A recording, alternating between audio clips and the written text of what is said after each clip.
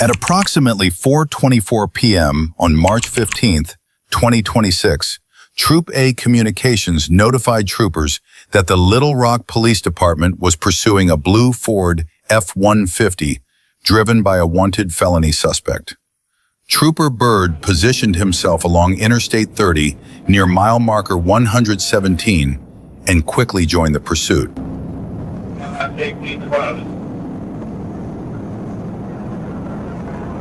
If you didn't remember, guys, you will call out to take down the vehicle. No Russian. Someone's happy to do that tomorrow.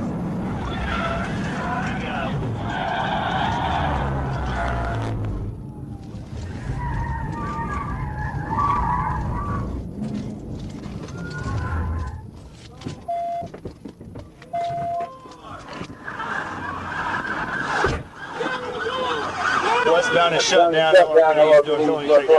Crossfire, guys! Crossfire!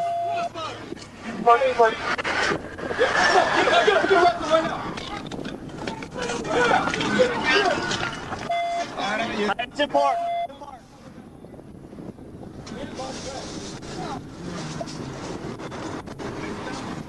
Valtierra was charged with theft of property, $5,000 to $25,000, 2 counts, first-degree criminal mischief, felony fleeing in a manner creating a substantial danger of death, and reckless driving. At approximately 11:54 p.m. on March 25, 2026, Trooper Calvert was on routine patrol along Highway 107 when he observed a red Jeep Cherokee stopped on Kenwood Drive, preparing to turn onto the highway. Aware of a recently reported stolen vehicle, matching that description in the area, Calvert positioned his patrol unit near Kirkendall Road and Highway 107 to monitor the vehicle. About a minute later, the Jeep passed his location. A records check confirmed it had been reported stolen. Calvert initiated a stop at the intersection of Highway 107 and Cordy Lane. The vehicle initially slowed, but as he exited his patrol unit, the driver suddenly turned around and fled at a high rate of speed. Get out of the car! Is it on the red? 1037. 1037, southbound on 107. Little Rock Troop A, next searching for Adam 56 and 55.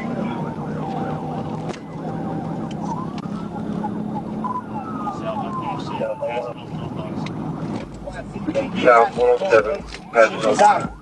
Southbound 107, town box.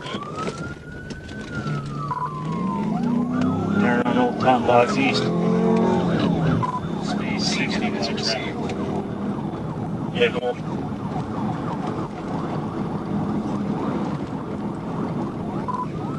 Still installed.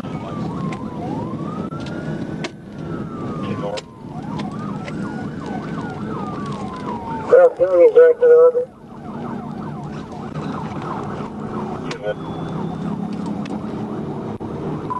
North on Maddox Road, speed 70, no traffic. North on Maddox.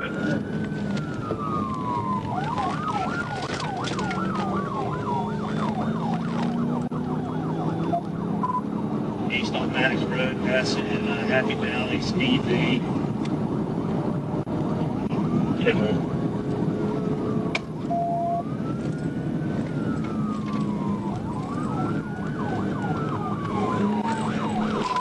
East on Maddox, passing back, Old Town Box, speed 65. 10 more.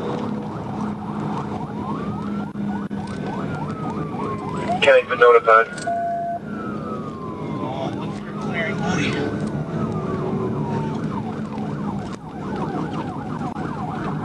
Passing Oak Valley to the east on Maddox Road. Passing Oak Valley.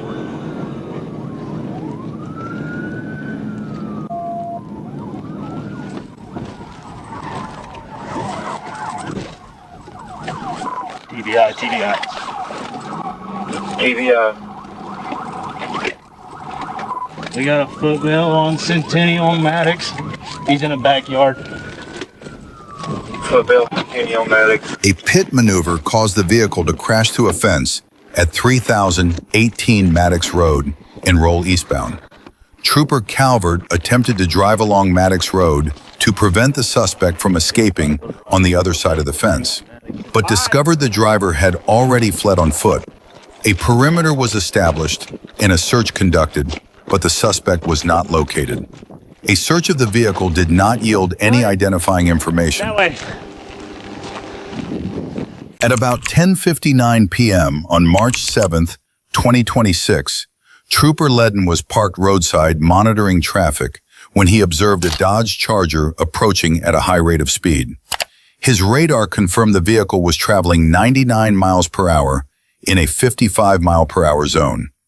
As the Charger passed his patrol car, Trooper Ledden activated his lights and pulled into traffic to pursue the vehicle.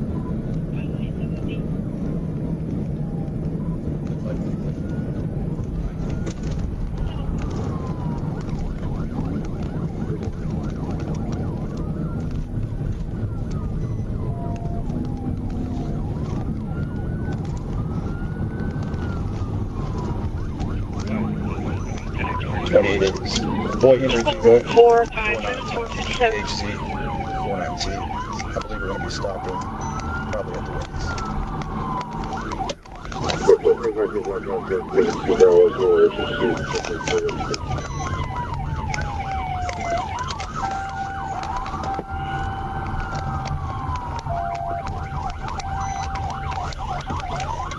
Stop at the Wings.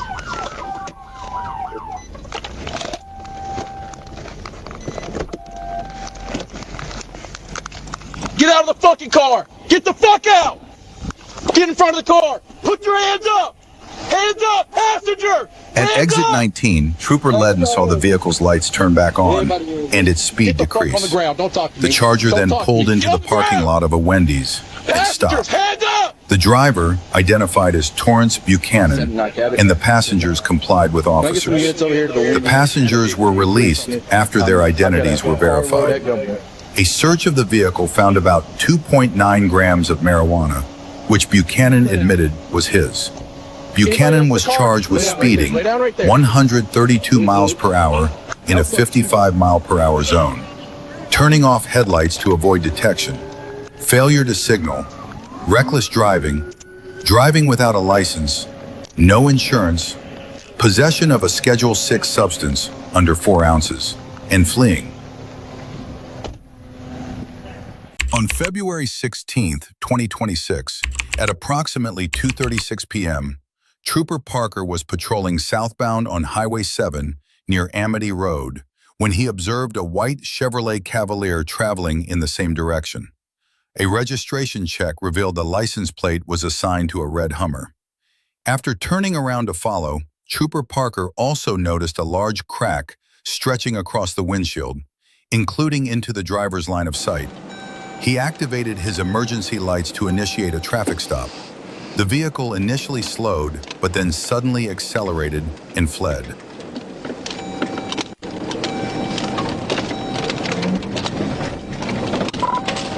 Ranks 1037.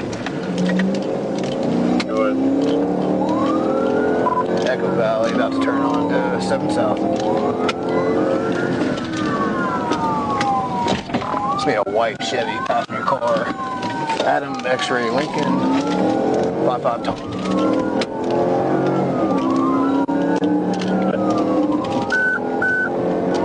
Echo Point. Vehicle point. That's regarding 1063 units. That's the first floor.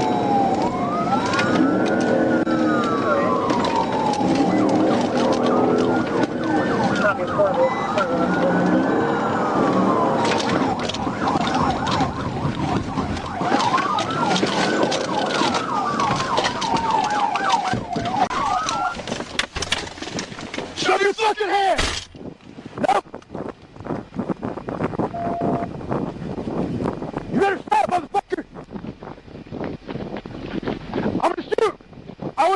On February 16, 2026, at approximately 2:36 p.m., Trooper Parker was patrolling southbound on Highway 7 near Amity Road when he observed a white Chevrolet Cavalier traveling in the same direction.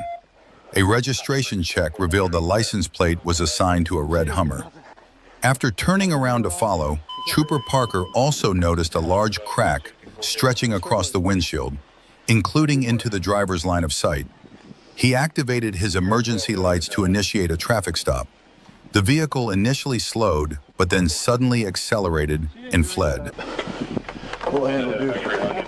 On Thursday, December 4th, 2025, at about 9:18 a.m., Sergeant Manuel Valente Sotelo was contacted by Officer Hendricks of the Fort Smith Police Department to assist in locating a wanted suspect. Valente Sotelo spotted the vehicle and attempted a traffic stop after it passed through an intersection. The suspect failed to comply and continued driving, prompting Valente Sotelo to advise that he was in pursuit.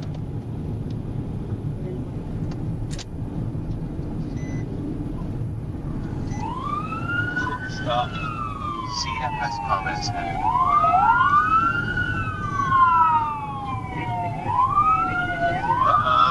Oh, no.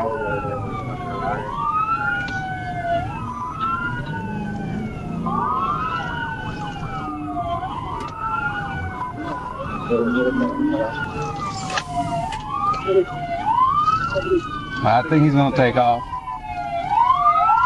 Yeah, he's probably gonna take off. I don't know what he's doing. Yeah. He's got traffic going on. I'll just bring around the neck. See how fast comments.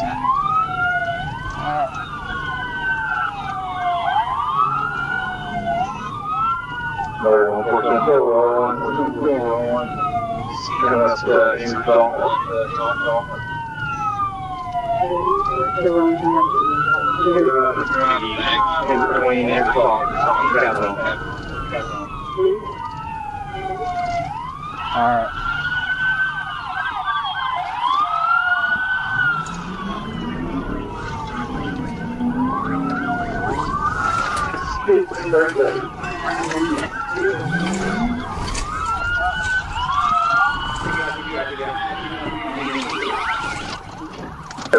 A few minutes later, Sergeant Valente Sotelo successfully executed a pit maneuver, bringing the suspect vehicle to a stop.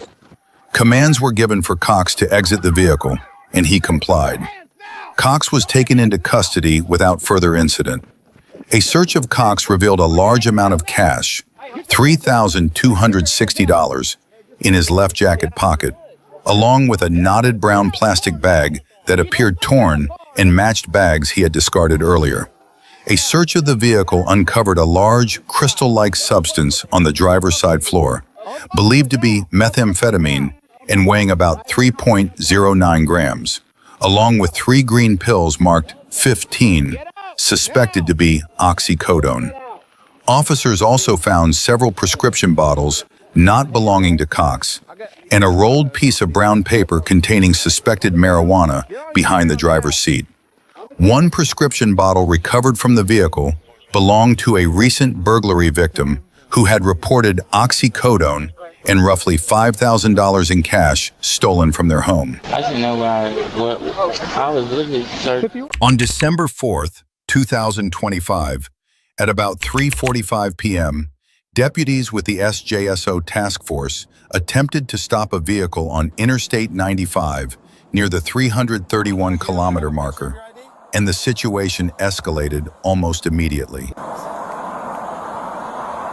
You come back here with me, my man. I'm just gonna get all your information while you're back here with me, okay? St. John's, he's taking off.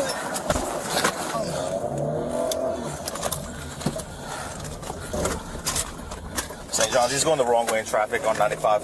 I got you, go.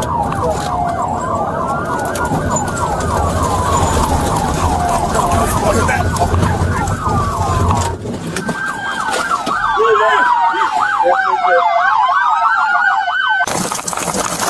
Show me your hands! Nothing? Clear? Clear! Driver Mike, very short close crop hair, middle-aged, around his 40s, light blue shirt, light pants. We're going northeast into the woods. He just stole a white van. He's headed back towards the IGP. He just stole it with him. Heavy traffic, opposite lane to travel. He's just threading the middle. If we can get stop sticks located at north of US 1 and south of US 1, looks like he's aiming to go northbound, approaching the intersection of US 1. 3907, I had a good hit on stop stick. Northbound on the train tracks, northbound on the train tracks. He's on the west side of the train tracks, traveling on the gravel side, northbound on the train tracks. Hey, John, I believe he's losing his tires. Doesn't lock the tire. Get ready for a bail, guys. Running into the wood line. Come here! Show me your hands! Show me your hands! 1 foot into the wood line. Still northbound along a trail paralleling northbound amongst the train tracks. Diving into the bushes. Looks like he might be gassing out if you guys are still... Multiple law enforcement resources were deployed. On Tuesday, December 16th, 2025, at approximately 1:44 a.m., Sergeant Ibarra was on patrol when the Little Rock Police Department became involved in a vehicle pursuit near University Avenue and Asher Avenue. The suspect vehicle was identified as a silver 2007 Dodge Durango with no license plate. Sergeant Ibarra quickly located the pursuit and assumed the primary position near the intersection of Asher Avenue and Fair Park. The Durango was traveling at speeds between 70 and 85 miles per hour along Asher Avenue.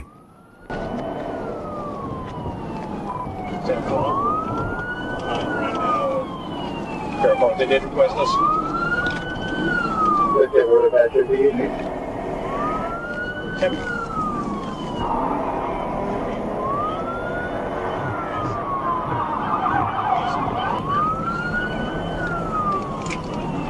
It could be very bad, right? See him.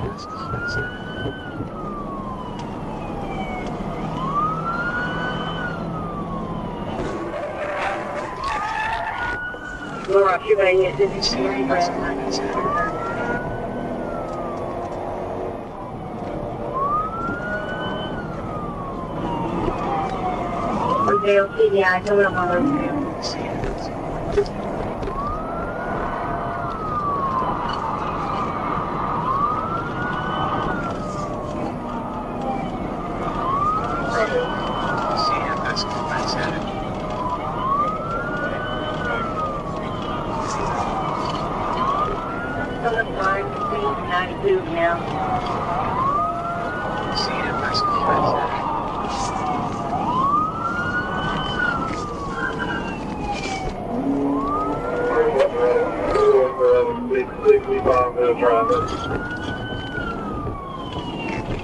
I'm in the middle of the right now.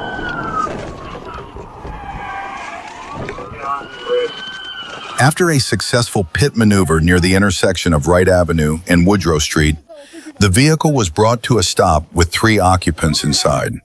The 2 passengers, James Foley and Sharada Rogers, complied with all commands and were taken into custody without incident. The driver, identified as Malton Alexander, initially refused to comply and repeatedly reached inside the vehicle as if searching for something. He eventually followed officers' commands and was arrested without further incident. On June 4, 2025, at approximately 1:45 a.m., Sergeant Jackson's shoemate observed a gray Nissan Maxima displaying a paper temporary tag obscured by dark window tint near the intersection of Highway 65 and Interstate 30 in Little Rock, Arkansas. Sergeant Shoemate attempted a traffic stop. However, the vehicle failed to yield and fled, initiating a pursuit.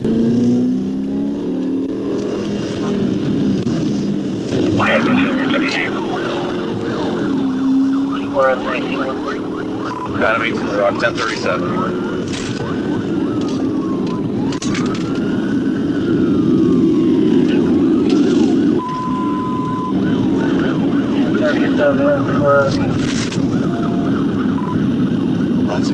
passing Murray. Speeds 110. He's going the wrong way. On 65th, passing Scott Hamilton.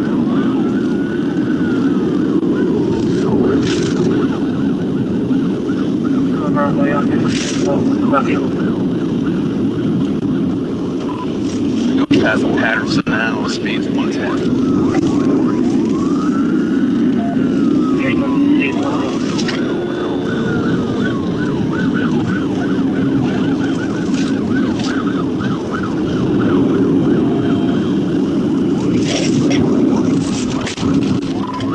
Passing Lancaster, speeds 100. White truck.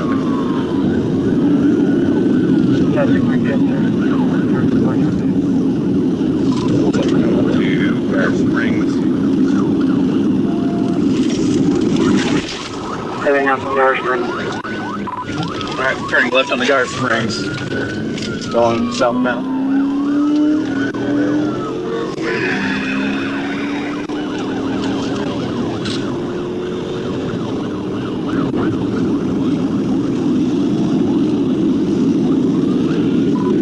South, speed 100. Right on Forbing. Right on Forbing.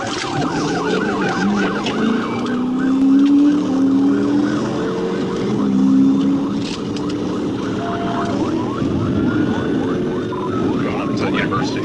If you haven't already, start more on meeting. They've been notified.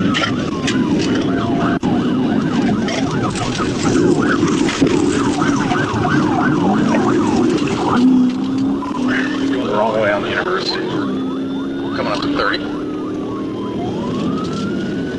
Wrong way on the University.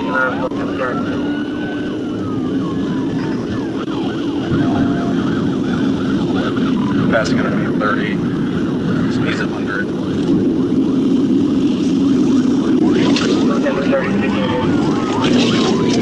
Going back the right way. Speeds 8.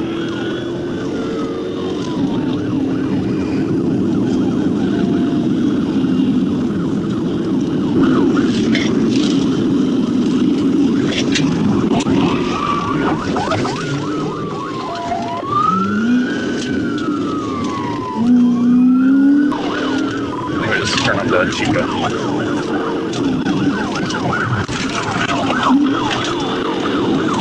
Turn on Chica.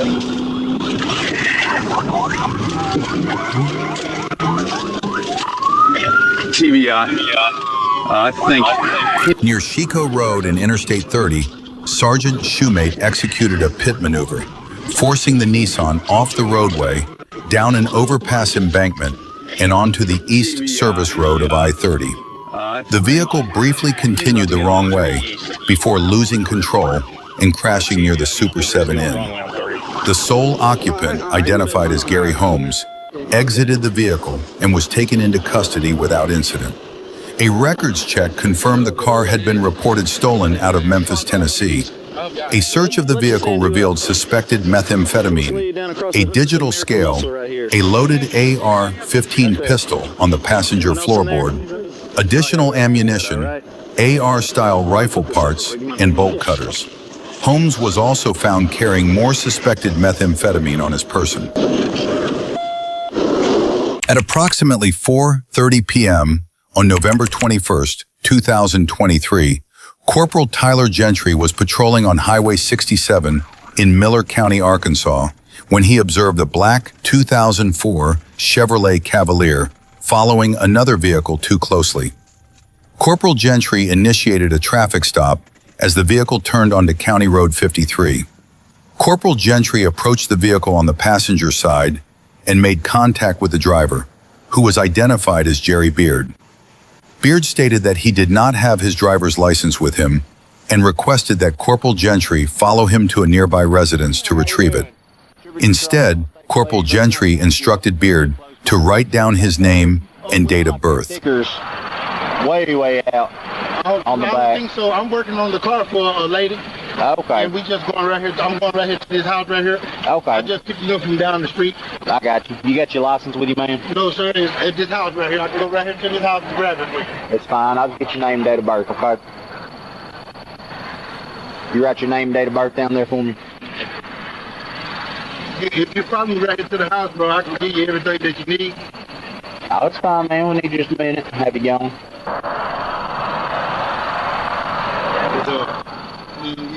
You got me nervous, bro. Bless you. Oh, man, look at this. Let's start thinking. Oh, by the time we're going to call for a lady, man, I'm trying to make the money to go see my mom again. I see you at the hospital. I got you. No big deal, man. Birthday is 8/17/83. Okay.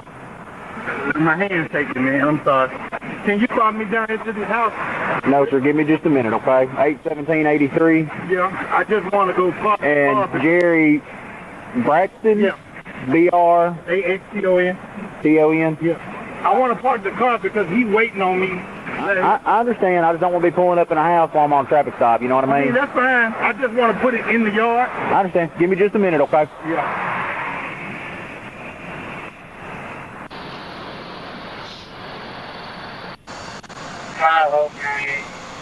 Beard wrote down the name Jerry Braxton. After running the name through the system, Corporal Gentry began to suspect that Beard had provided false identification. Corporal Gentry then requested assistance from Sergeant James Jones. Sergeant Jones arrived on scene with a portable fingerprint scanner. When Beard's fingerprints were scanned, the results confirmed that his true identity was Jerry Beard. At that point, Sergeant Jones ordered Beard to exit the vehicle. Beard became agitated, placed the vehicle in gear, and fled from the scene. Step out of the vehicle. No!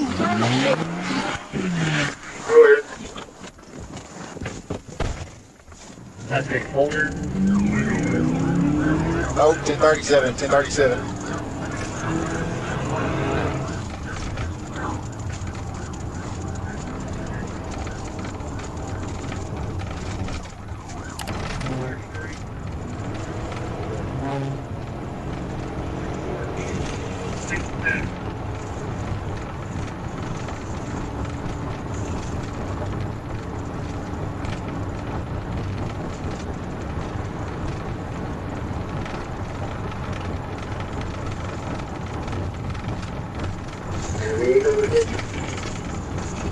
The black shirt.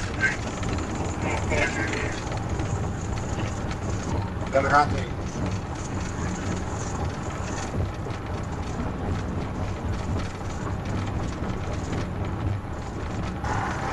The driver fled at speeds of approximately 100 to 120 miles per hour, weaving into oncoming lanes and dangerously cutting in front of other vehicles. The driver's actions demonstrated a reckless disregard for the safety of other motorists. Officers attempted to accelerate and close the distance, but were unable to immediately catch up to the fleeing vehicle. During the pursuit, officers continuously relayed updates regarding the vehicle's direction and location, allowing support units to prepare and position themselves to assist.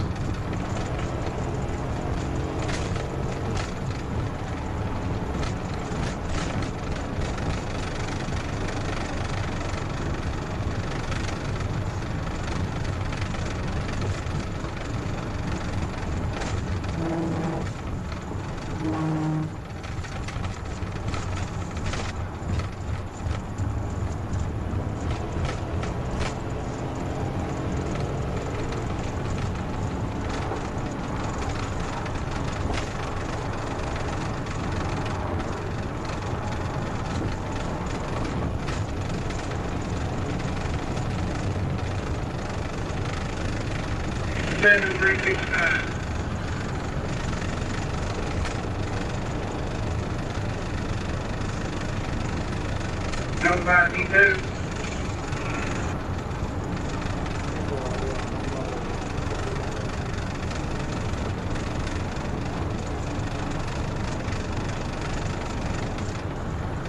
Pretty good.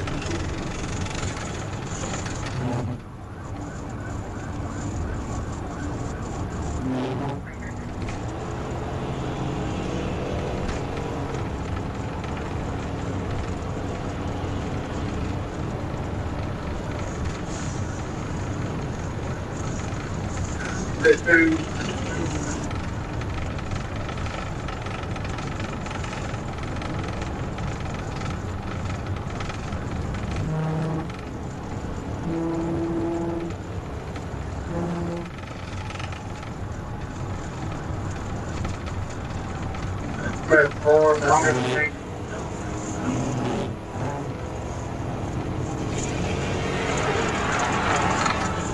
I'm supposed to even get flagged back somewhere.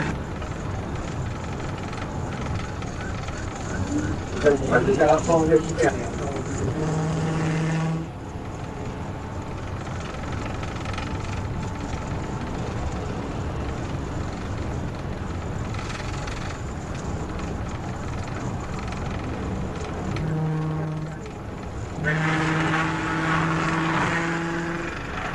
When Corporal Gentry caught up with the driver, he made several attempts to perform a pit maneuver, but the driver managed to evade each attempt.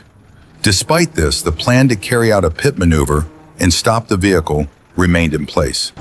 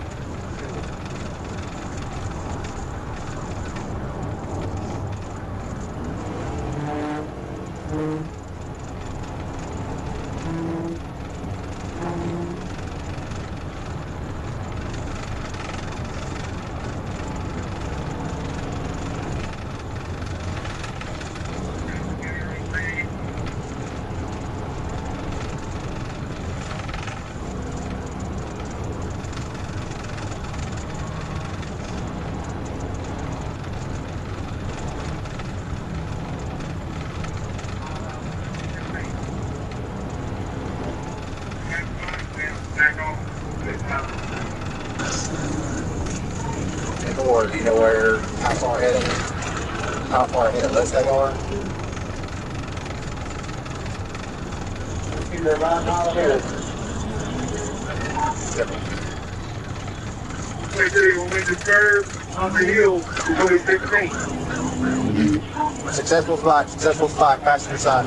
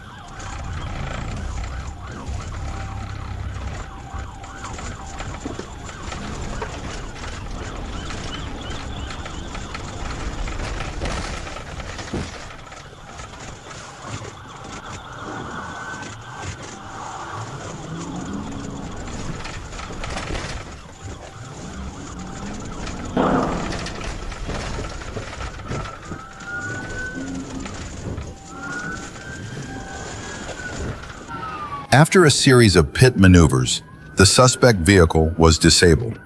Mr. Beard was taken into custody and transported to the Miller County Jail for booking. He was charged with fleeing, violation of probation, and additional related offenses. Mr. Beard remains in custody at the Miller County Jail with a bond set at $10,000.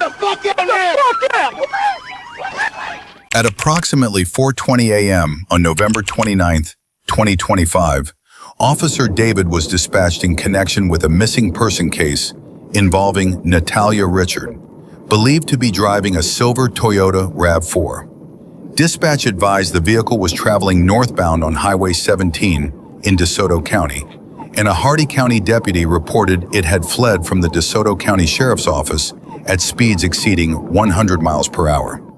David located the pursuit, joined in, and quickly moved into the lead position.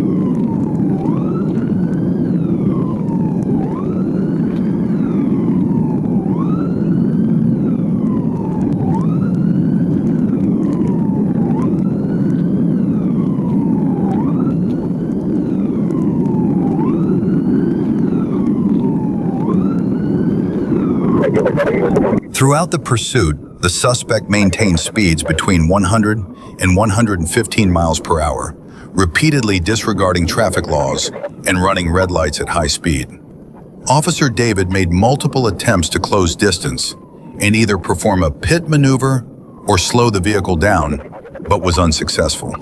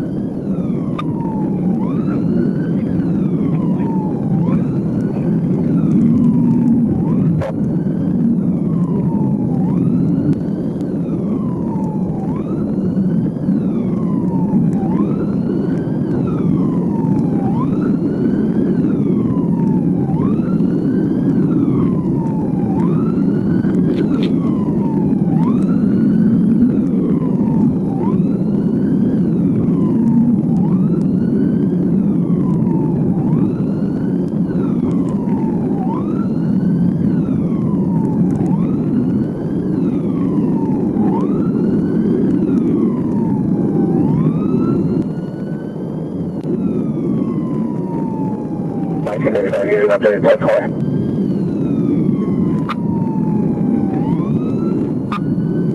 Coming to the video. Just about time to follow.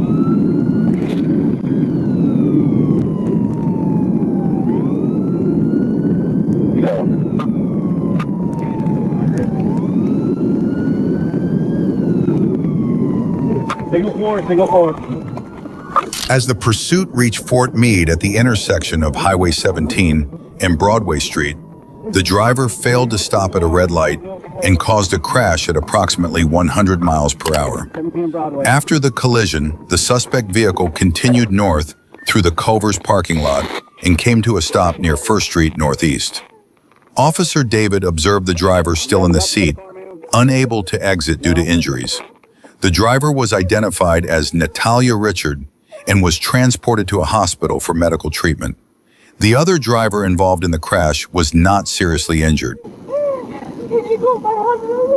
At approximately 11:54 p.m. on March 25, 2026, Trooper Calvert was on routine patrol along Highway 107 when he observed a red Jeep Cherokee stopped on Kenwood Drive, preparing to turn onto the highway. Aware of a recently reported stolen vehicle, matching that description in the area, Calvert positioned his patrol unit near Kirkendall Road and Highway 107 to monitor the vehicle. About a minute later, the Jeep passed his location. A records check confirmed it had been reported stolen. Calvert initiated a stop at the intersection of Highway 107 and Cordy Lane. The vehicle initially slowed, but as he exited his patrol unit, the driver suddenly turned around and fled at a high rate of speed. Get out of the car! Is it on the red? Okay. 1037. 1037, southbound on 107. Little Rock Trooper in next year, for out of 56 and 55.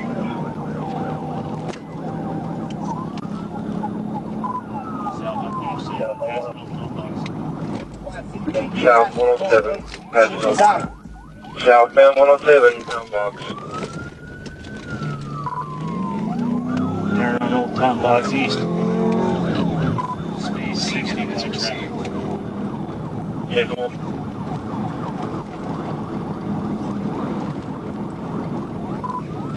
Still installed.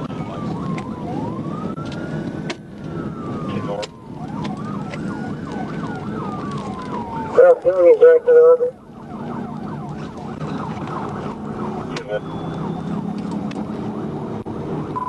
North on Maddox Road, speed 70, no traffic. North on Maddox.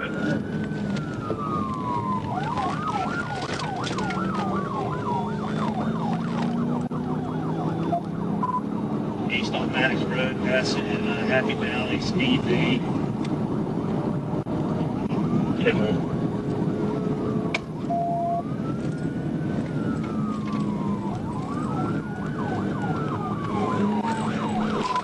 East on Maddox, passing back Old Town Box, speed 65. Keep going. County's been notified. Look for a clearing money.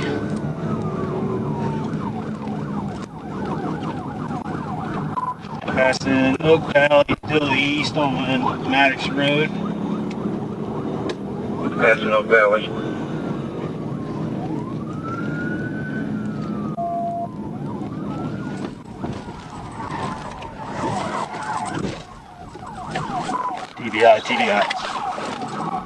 TBI. We got a footbill on Centennial Maddox. He's in the backyard. Footbill, Centennial Maddox. A pit maneuver caused the vehicle to crash through a fence at 3018 Maddox Road and roll eastbound. Trooper Calvert attempted to drive along Maddox Road to prevent the suspect from escaping on the other side of the fence, but discovered the driver had already fled on foot. A perimeter was established and a search conducted, but the suspect was not located.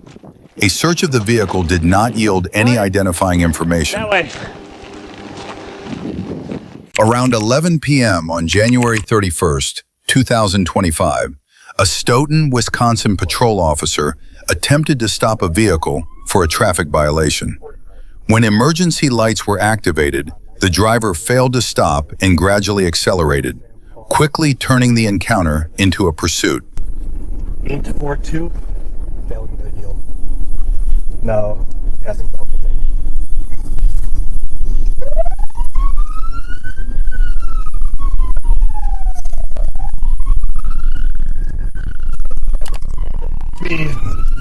Eastbound 1080.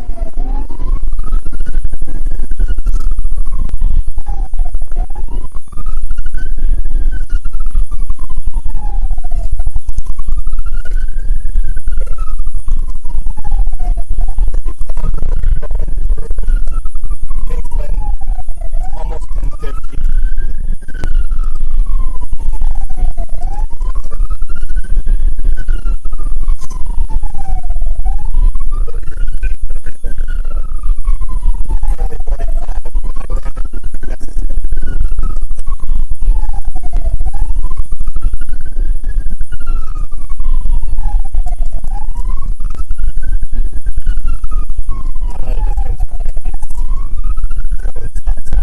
Because the driver was fleeing at high speed, officers made the decision to terminate the pursuit in the interest of public safety. Even so, units were advised to remain alert for the vehicle. Minutes later, officers located the car crashed and overturned, with the driver still trapped inside.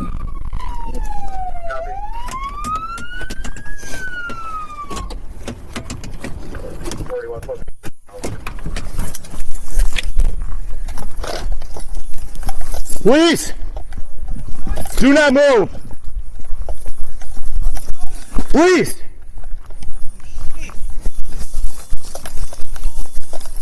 Where you at?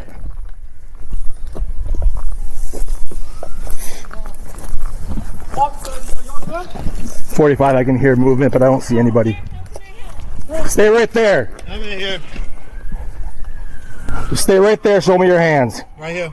Do not move. Is there anybody else in the vehicle with you? No, sir. Are you injured? No, sir. 45, one at gunpoint. Occupant said he's not injured. He's the only occupant.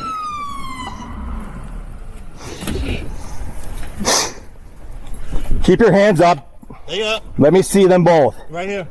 Do not move. Do you have any weapons? No, sir.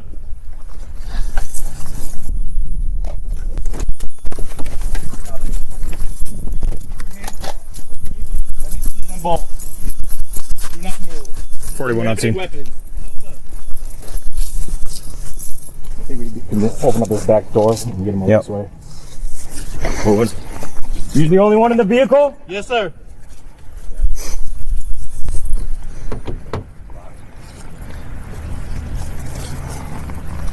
Keep them hands up. They up. You're cool, we're cool. Just stay there. 45. Currently, all doors are locked. Occupants pinned.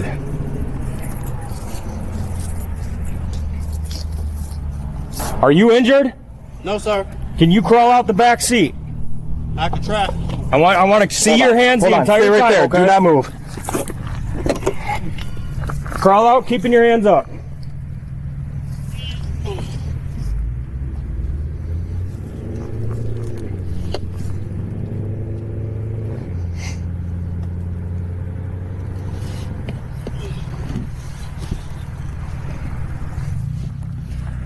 I can't get out. This right here. 11. All the doors are locked. He's pinned in the vehicle at the moment. We have him at gunpoint. Good. Yeah.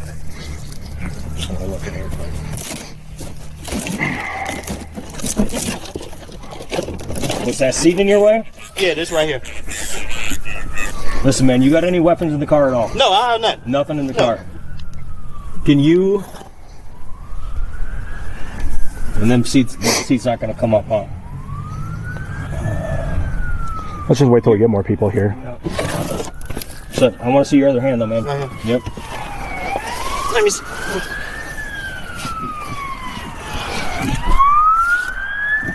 Nah, this right here. Okay. Well, keep your hands Does up. that headrest come out? Okay. Yeah. Does that headrest come out? I don't think so. You're not injured, correct? No. Okay. The driver was taken into custody and transported to a hospital with non-life-threatening injuries. A search of the vehicle uncovered a small, zippered bag, later identified as cocaine. The driver, 44-year-old Pravan, was arrested and booked into the Dane County Jail on multiple charges, including fleeing an officer and drug-related offenses. Several charges were later dismissed. Pravan ultimately pleaded guilty to 2 felonies, fleeing an officer and possession of cocaine with intent to deliver. On November 26, 2025, a judge imposed a sentence of 2 years in prison and 2 years of extended supervision on each count, but stayed the prison time. Instead, Pravan was ordered to serve 3 years of probation and 2 months in jail with Huber privileges. At about 9:09 p.m. on September 15, 2025, Officer Jacobs was patrolling westbound on Interstate 630 near the 6-mile marker when he spotted a white passenger van merging onto I-630 westbound from the John Barrow on-ramp. The van quickly accelerated, reaching 80 miles per hour in a 55-mile-per-hour zone, a speed confirmed by Jacobs' radar. He followed as the van transitioned from I-630 westbound to I-430 northbound, then activated his emergency lights to initiate a stop. The van pulled over onto the right shoulder near the 7-mile marker.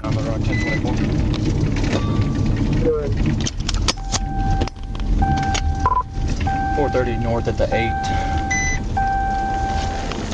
David Boyd, 434-775. Bill White, Infinity G37. Careful.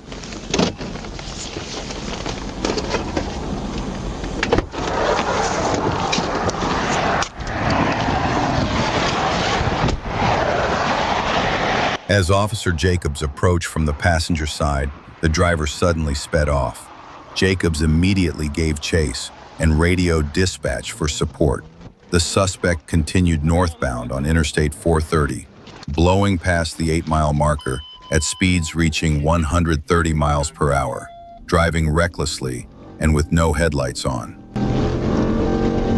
49, what's your direction? 430 north, passing 8. Speed 90.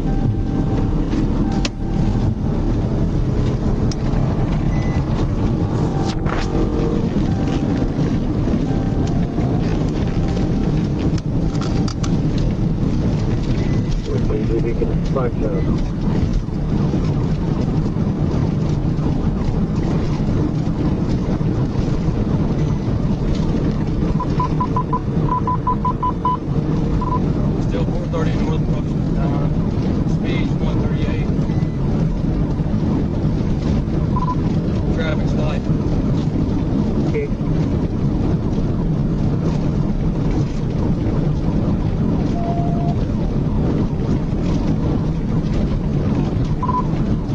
Taking cancel.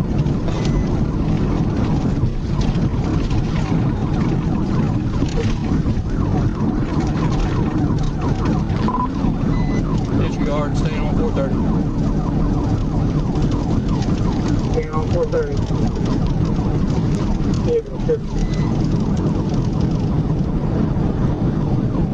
Going towards the river bridge. Out of 9, White, Infinity G37.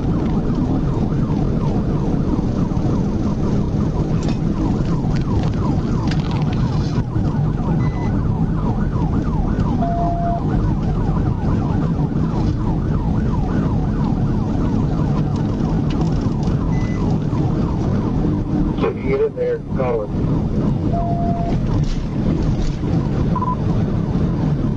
Still 430 north, on the river bridge. Speed's 135. Traffic's moderate.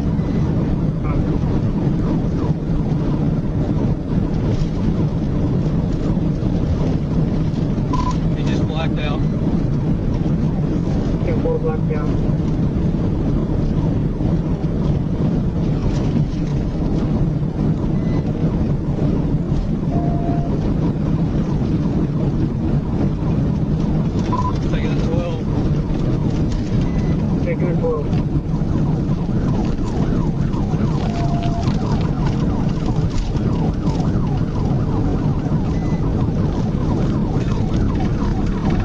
The suspect took exit 12 onto Maumelle Boulevard, where he briefly lost control at the top of the off-ramp, tearing off the vehicle's front bumper.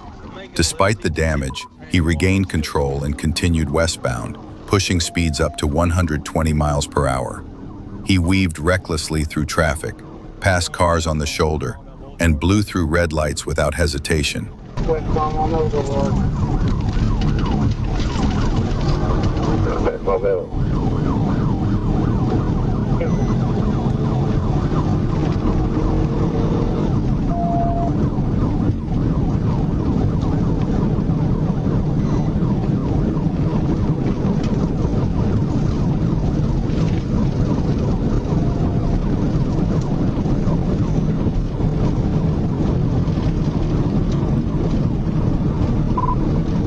West on Maumelle. Speed's 132. Try to pit him out. Speed 132, preparing to pit.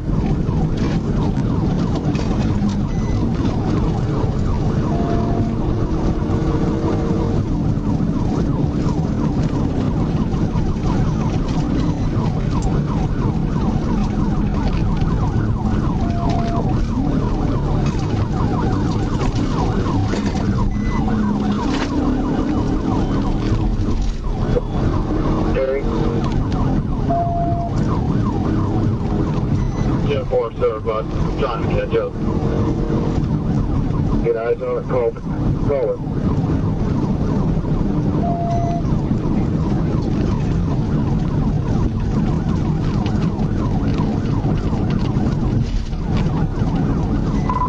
Still west on Maumelle, backs on the shoulder.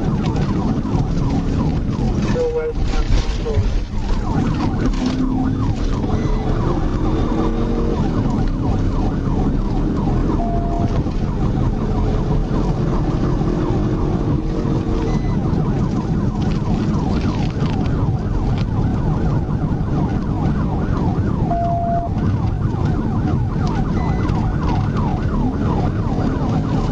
He's still blacked out. We're headed west. Speed's 100. Traffic's light.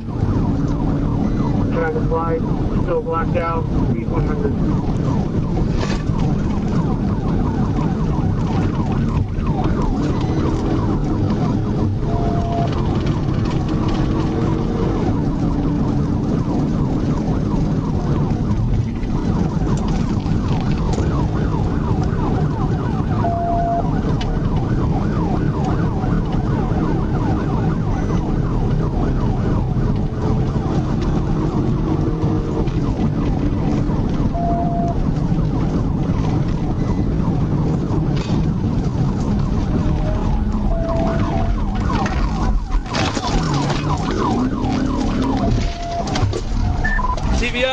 TVI! Officer Jacobs attempted to position himself for a TVI, but nearby traffic initially prevented the maneuver. As the suspect slowed while entering a curve, Jacobs executed a successful TVI on the driver's side. The suspect's vehicle spun clockwise, went off the roadway, rolled onto the driver's side, and crashed into a tree. Jacobs immediately requested EMS and approached the vehicle, where he found a child crying inside. He quickly informed dispatch that a young child was involved. Get him up! Show me your hands, I'll shoot you! Adam 42, Little Rock, 1097. Hold on, please! Show me your fucking hands! I'm gonna go around the tree. Sounds good.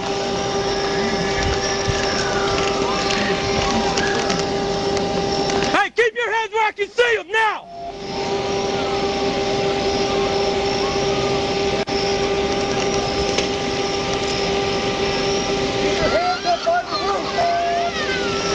Got kids? Yeah. Over here! Baby, get here now! Little Rock advised medical. There is children in the car. We can see them! I got you if you want to go. Baby, get here now! Hands, motherfucker! Give me your kid right now! Hand your kid out the goddamn window! Hand me your kid, you stupid motherfucker! I can't see how to get out, man! Hand the kid out the back window! When backup arrived, Officer Jacobs looked through the rear window and saw a crying child and the driver, later identified as Willie Wright Jr., holding an infant. Wright initially refused to release them, but eventually handed both children to EMS. He was then removed from the vehicle, placed on the ground, and taken into custody without further incident.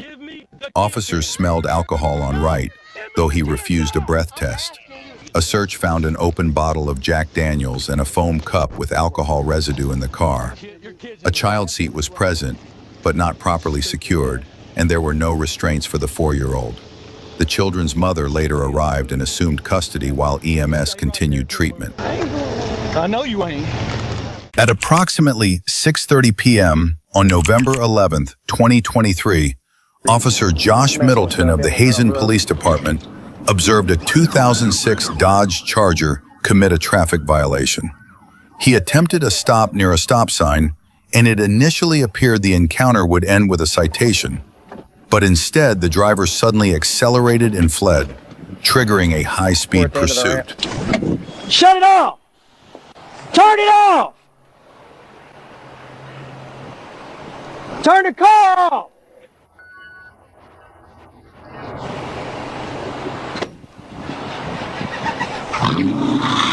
Turn it up!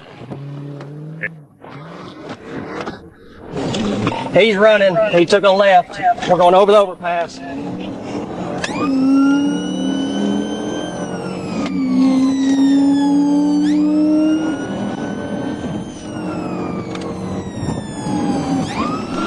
We're going to get back on the interstate. Nope, he's going the wrong. He's trying to turn around. I hit him.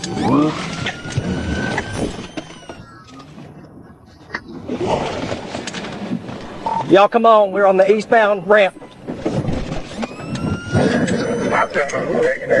The first pit maneuver was executed with significant force, causing visible damage to the suspect's vehicle. It seemed like the pursuit might end there, but instead the driver regained control and continued fleeing. I've done pitted him twice. He keeps spinning around in this dirt.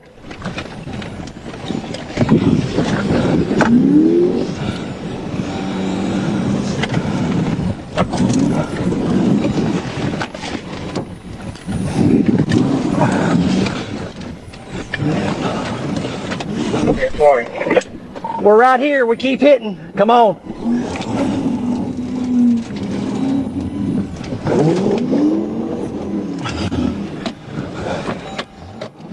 Hands! Hands! Show me your hands! Shut it off! Hands! But in Get it, ladies! This other person's been looking for him. Move, cross the road! That's always taking off again.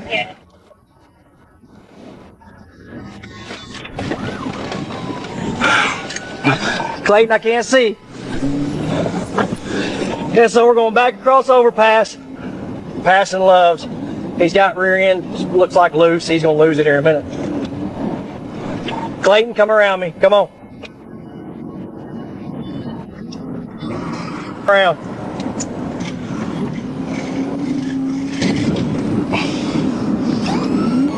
So we're coming up on Tampa Road. He's in bad shape. Cookie, let me around you. I've already got damage from him hitting me. Whoever's coming at us, watch him. He's already hit me twice. Yeah, boy, I got a fight set up right here. All right, Clayton, back off. Take cover, take cover.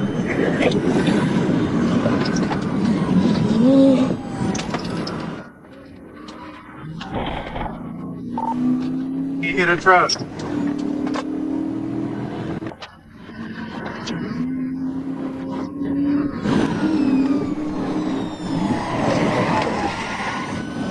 Go on, dog. Take him out now. I'm on the phone with him. After about 4 minutes of pursuit involving multiple units, the Dodge was finally disabled. The driver, Delvin Sally, was taken into custody. Sally later told officers he fled because he had gotten away in the past, but not this time. A search of the vehicle revealed about 2 pounds of marijuana, likely the reason he chose to run. Will I be able to get out tonight? No, hell no. At approximately 7 p.m. on April 29th, 2024, a Kentucky police officer observed a vehicle traveling at a speed well above the posted limit. When the officer activated emergency lights to initiate a traffic stop, the driver refused to pull over and instead accelerated, triggering a vehicle pursuit. Your speed, Speed's 85. That's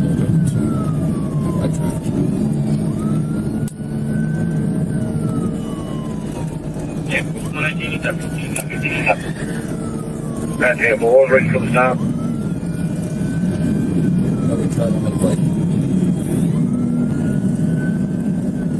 Take my what direction? Westbound. That's what you're doing. Light traffic.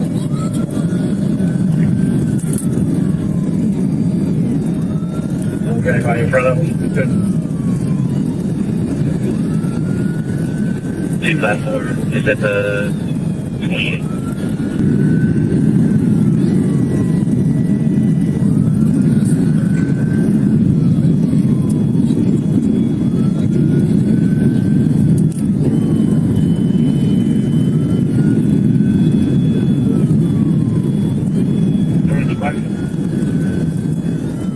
Okay, didn't get the first night.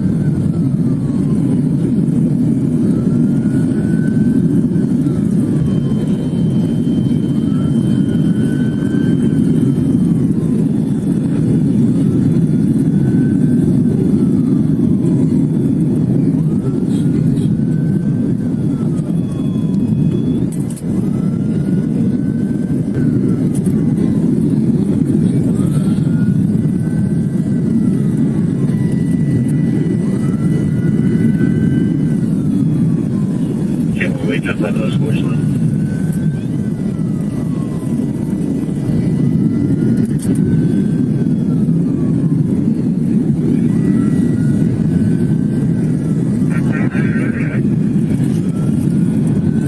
There's bikes that shoot that forward again. Come on,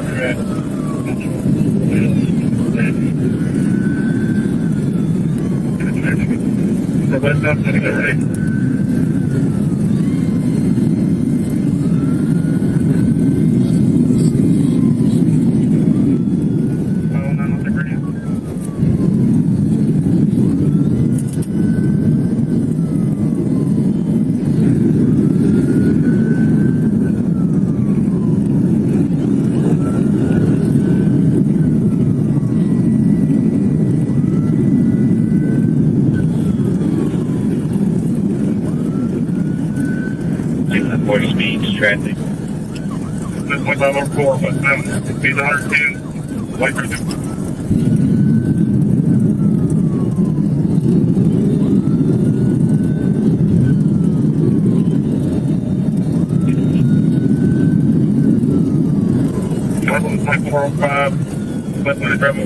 During the pursuit, the vehicle maintained speeds of roughly 120 to 125 miles per hour. Even as traffic volume increased, the driver showed no signs of slowing. Under these conditions, officers were fully justified in considering a pit maneuver. The only remaining question was when it could be executed safely. Yeah.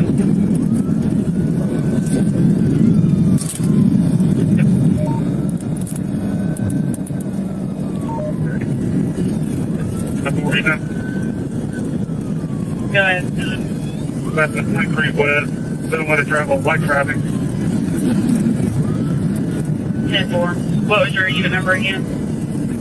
254. Be secondary. I'm covering radio. 10-4. That's 2204 westbound. Eastland morning light traffic. 10-4. Going on, you talk there. Go ahead, sir. I will not give up.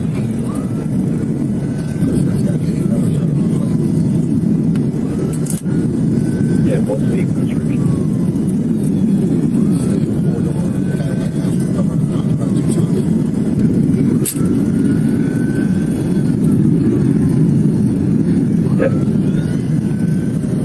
Keep it up with 21.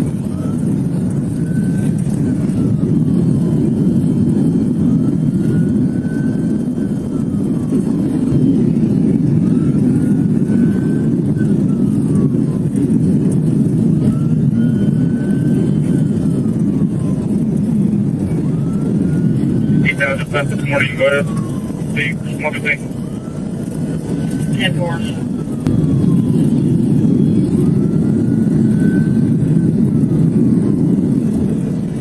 Eight, 7-5. You're cutting out of them all, don't go ahead. 10-4, you start that way. And work. It's 10-4. Still with just at 1980.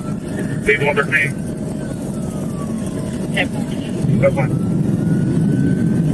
10-4. Didn't tag or It'll take a second plate, sir.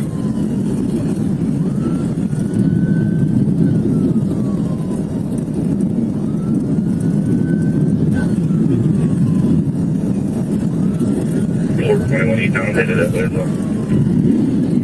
10-4.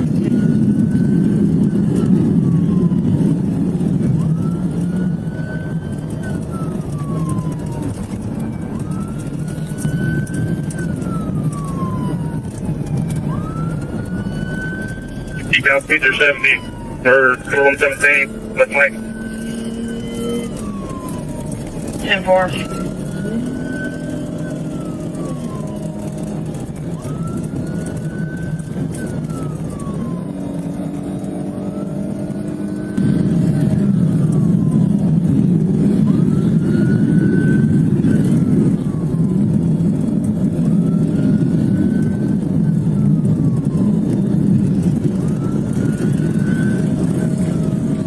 That's 16 over 6.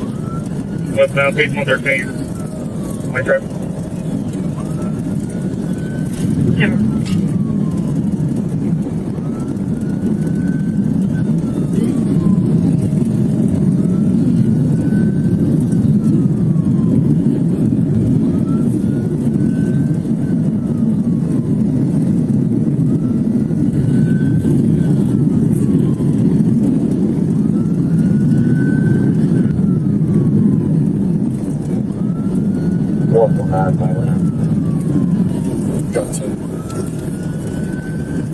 If they stay on the dead access, you're thinking we stay with them. If they ramp off onto the surface street, terminate.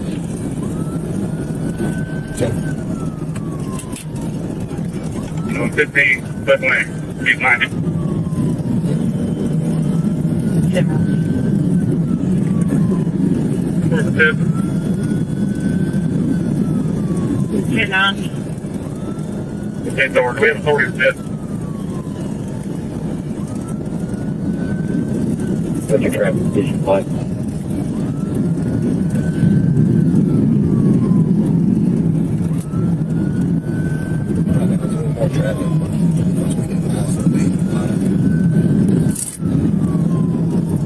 If you have a safe place, no issue with other traffic, and you get speed below 70, that's a 10-4 to hit. 4, then down to 12.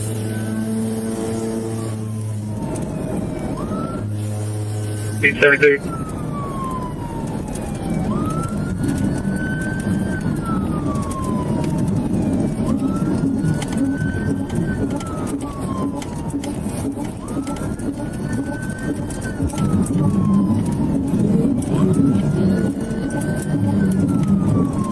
That's it, 12 over 8. Speed below 70.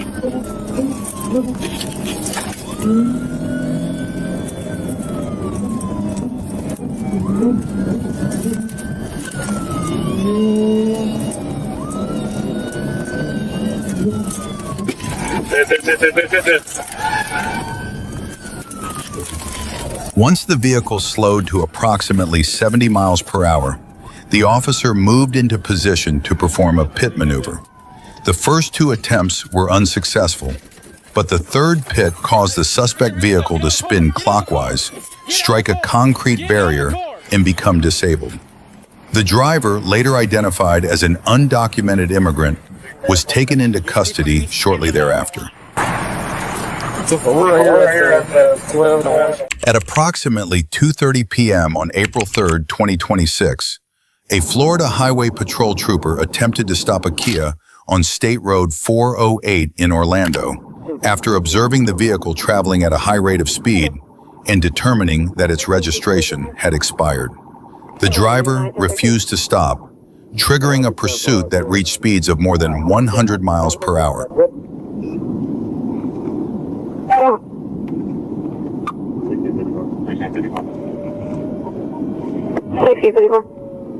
Rolling Virginia Tango, Charlie Hotel, 4116. We're still going 78 westbound.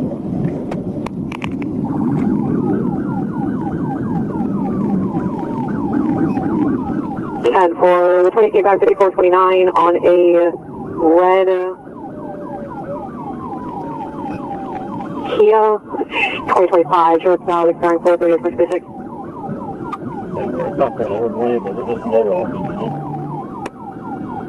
Yeah, for the 78 westbound? Yeah, we're at the 77 westbound, main line, right lane. And for 1031? Yeah, that's not for you. Not stopping. So, I'll have a pit here in a second. Speed 78 miles an hour. Goes to 76. 10-4. Several answers, that's a traffic, but for 1654, 1031. Westbound to 77. Course to 75, speeds 100 miles an hour. Traffic moderate. 75, moderate traffic. Speed 45. We're going to be coming up the Kirkman here. Speed 90. In and out of lane. We're on the outside corner. Speeds 100. Traffic still moderate. During the pursuit, the vehicle's speed climbed to 120 miles per hour and at times reached 130 miles per hour, even in heavy traffic. It was clear the driver was posing a serious danger to the public. Troopers attempted a pit maneuver, but it was unsuccessful, and the suspect continued fleeing at high speed. Bill Pitt, approaching International. South Coast approaching International.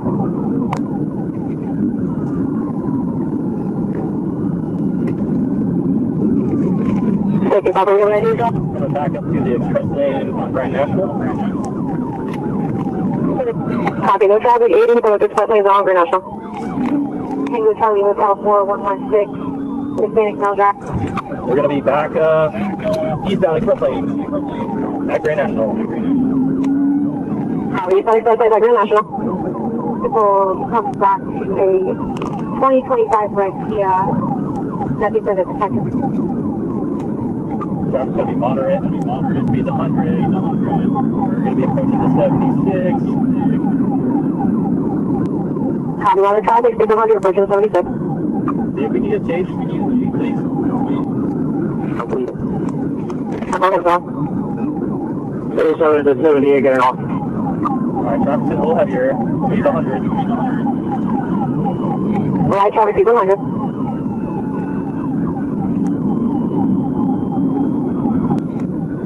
Yeah, sure. Not sure that I was 51, what's your ID? We are 120, traffic lightning up here. And at the 78, eastbound express. Eastbound express, copy the 78, 120 miles an hour, right traffic.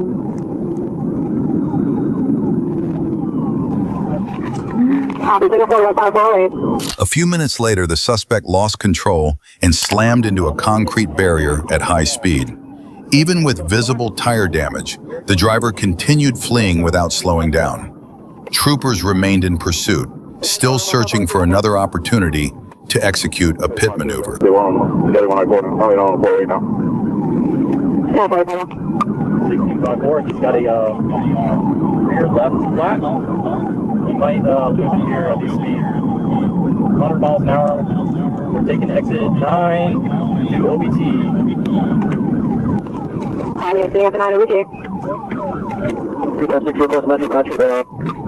We are back westbound, 408. Copy, westbound 408, try to get the metro patch on. Approaching JLP, westbound speed 100. Gonna be passing the exit, still westbound speed 100. I want to lose your audience, please radio from here.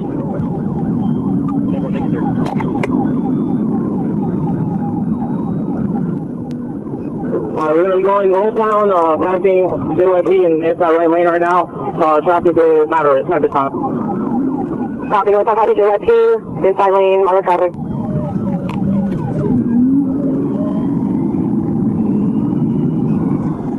Speed 90. Yeah, he is completely shredded the back left tire. Copy, tight. Still on driving, I'll take care of the radio. I copy, passing Pine Hills, speed 90. We're passing Pine Hills now, still westbound. Westbound. I'll be at the Kirkman exit. Close. Yeah, for the pass me. Oh, yes, we're not passing with Metro 7. I'm going to Metro 7, still westbound, passing Kirkman. Copy, westbound, passing Kirkman. Hey, he took the exit at Kirkman. He's back on to 408 East westbound. Copy, westbound 408 for Kirkman. Where is it again? He's westbound 408? Where is he? Westbound 408 passing Kirkman. After about 13 minutes of pursuit, troopers successfully executed a pit maneuver. The suspect jumped out and tried to flee on foot, but was captured nearby. A search of the vehicle later uncovered 4 pounds of marijuana. The driver, identified as Damian Mielis, was arrested and charged with fleeing and eluding law enforcement, along with multiple drug-related offenses. While in custody, Mielis noticed a stack of driver's licenses inside the patrol car. The trooper explained they belonged to drivers previously stopped for suspended licenses, highlighting the importance of traffic enforcement. He also advised Mielis to avoid bad influences and make better choices to stay out of jail. Mielis expressed deep regret, calling it the worst experience of his life. Hopefully, it was a lesson he will not repeat. Whenever, there's no time period. Around 8 p.m. on November 7th, a Marshall County Sheriff's deputy was heading home from an event when he spotted a pickup truck towing a camper, driving recklessly with a flat tire. The deputy attempted a stop in the Hard Money Road area of Paducah, but the driver refused to pull over, prompting a pursuit. While traveling along Hard Money Road, the camper separated from the pickup and the driver continued fleeing. Deputies from the McCracken County Sheriff's Office and officers with the Paducah Police Department joined the pursuit as it moved into the Lone Oak area. 21, we're cutting back behind Banks Market,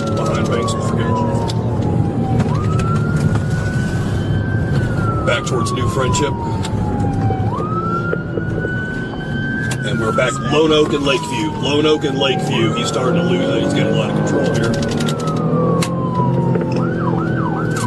Spikes were good. He's losing his back tires. Inbound on Lone Oak Road towards the interstate. Speeds are at 60. Medium traffic. He's driving pretty reckless here.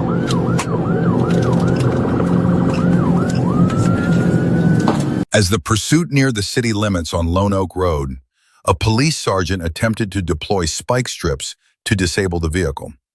As the suspect truck passed, the driver allegedly fired a handgun toward the patrol unit. One round struck the rear passenger side window, landing just feet from the sergeant's position. 21, you want to try to finish him up here? If he gets low enough speeds. Supervisor on the radio. Shots fired, shots fired. Shots fired, shots fired. He is shooting back at me. We are continuing inbound Lone Oak Road, passing Lourdes. Inbound Lone Oak Road, passing Lourdes.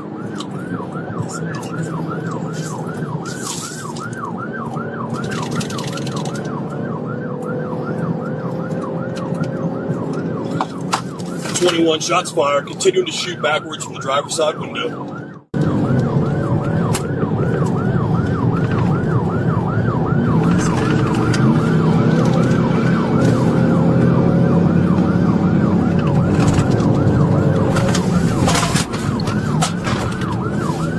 Continuing Lone Oak Road, inbound Lone Oak Road towards Hannon Plaza. Truck of vehicles entering.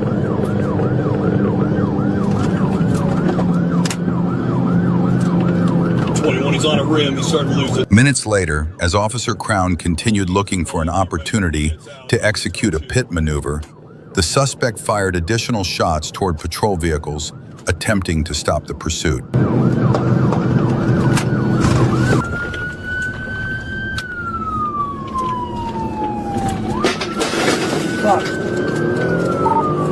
Shots were fired. He just hit my vehicle. 37. Shots were fired. He hit my vehicle. 37.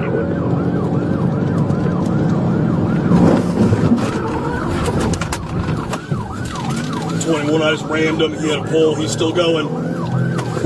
21, right down. After several failed pit attempts, the suspect crashed into a home in the 200 block of Lone Oak Road. He was taken to a local hospital where he later died. Kentucky State Police identified the driver as 26-year-old Robert Ray of Kevel and said he suffered a gunshot wound believed to be self-inflicted. No officers fired their weapons, and no residents or officers were injured. At around 11:50 p.m. on March 28, 2025, Arkansas State Police Troop C received word that the Waldenburg Police Department was chasing a pickup truck eastbound on State Highway 14. Trooper Josh Landreth joined the pursuit near Painaway as the suspect veered south onto Highway 1555. Within moments of taking the lead position, Trooper Landreth closed in on the truck and set up to perform a pit maneuver.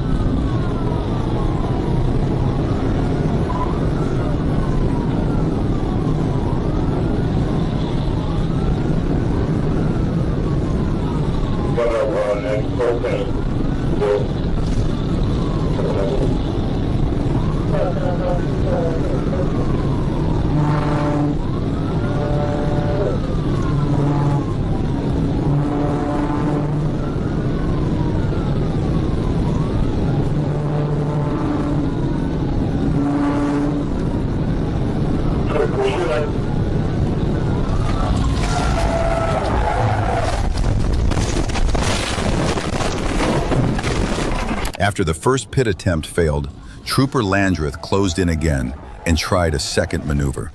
But the impact still wasn't enough to stop the suspect's vehicle. Instead, Landreth's patrol car veered off the roadway and overturned. With Landreth out of the chase, Trooper Victor Garcia moved up and took the lead in the pursuit.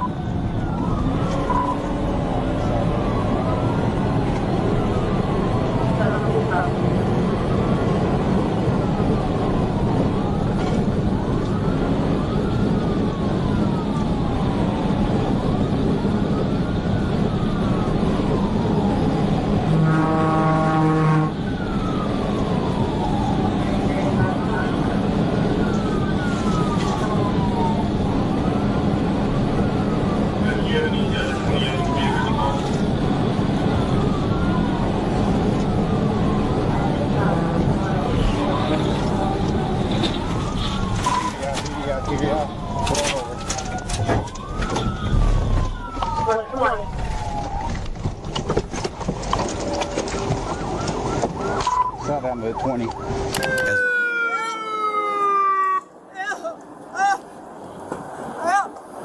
Crawl. Come on, get down. Crawl. Was that a passenger? There should be another one in there, shouldn't there? There are two people in there? Yeah. The male driver's not in there. Someone driving. How's the truck? Is there anybody else in there with you? I didn't see him. Get crawl. Come on. Come on. I didn't see him. Come. Keep crawling to me. Keep crawling. Oh my God. Keep crawling. At around 4:50 p.m. on July 8, 2024, Trooper Cass spotted a silver Land Rover SUV traveling well above the posted limit. His moving radar confirmed the vehicle was going 72 miles per hour in a 50-mile-per-hour construction zone near mile marker 139 on eastbound I-30. Trooper Cass pulled in behind the SUV and activated his emergency lights and siren. At first, the driver slowed down, signaled right, and drifted toward the right lane, but then continued forward instead of stopping. Realizing the driver was attempting to flee, Trooper Cass activated the siren fully and initiated a pursuit.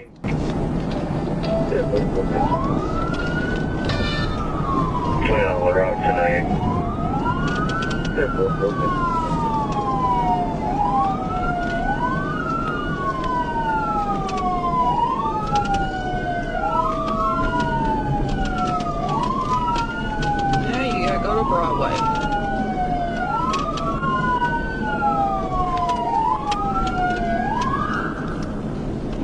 Come on.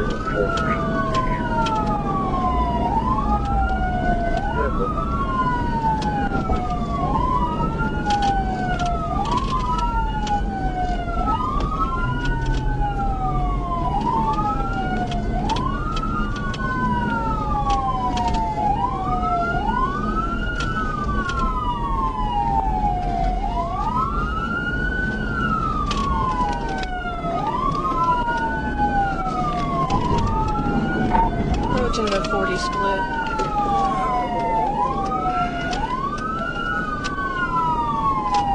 Approaching 40 split.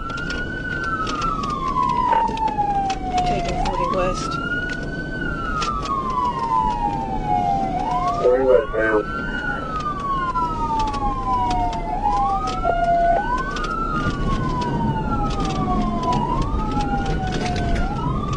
What's your speed? Current speed's 40.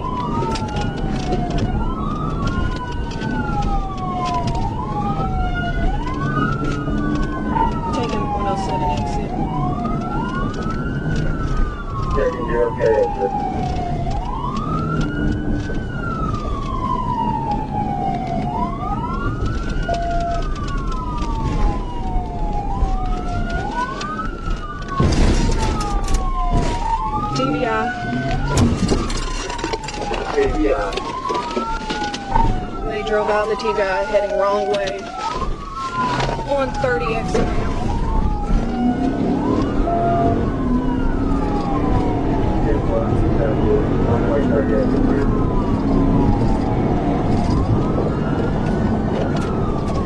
Do not let them get on the wrong way over there, so. We're already on.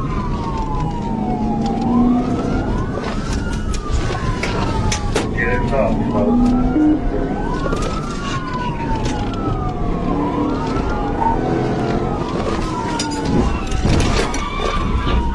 After the first two pit attempts failed, Trooper Cass tried a third time. And this one worked. The SUV spun around, but instead of stopping, the driver hit the gas again, colliding with an eastbound vehicle and forcing that driver into the left lane. Trooper Cass immediately pinned the fleeing SUV between patrol units as the suspect kept trying to drive away. The driver was ordered out of the vehicle and taken into custody without further incident. During the arrest, Trooper Cass noted a strong smell of alcohol coming from the driver. Inside the SUV, he found several open containers, along with a cup containing ice and a liquid consistent with an alcoholic beverage. At approximately 12:45 a.m. on November 5, 2025, Trooper Hatcher was notified by Task Force Agent Dalton Wagoner that a dark-colored Toyota Tacoma was speeding and failing to maintain its lane on Dora Road. Van Buren police officers quickly located the truck as it traveled eastbound on Rena Road near Peave House, but the driver refused to stop and accelerated away. By 12:47 a.m., Trooper Hatcher joined the pursuit at the intersection of Highway 59 and Rena Road. The Tacoma continued southbound on Highway 59 toward Interstate 40, reaching speeds over 60 miles per hour as the chase intensified.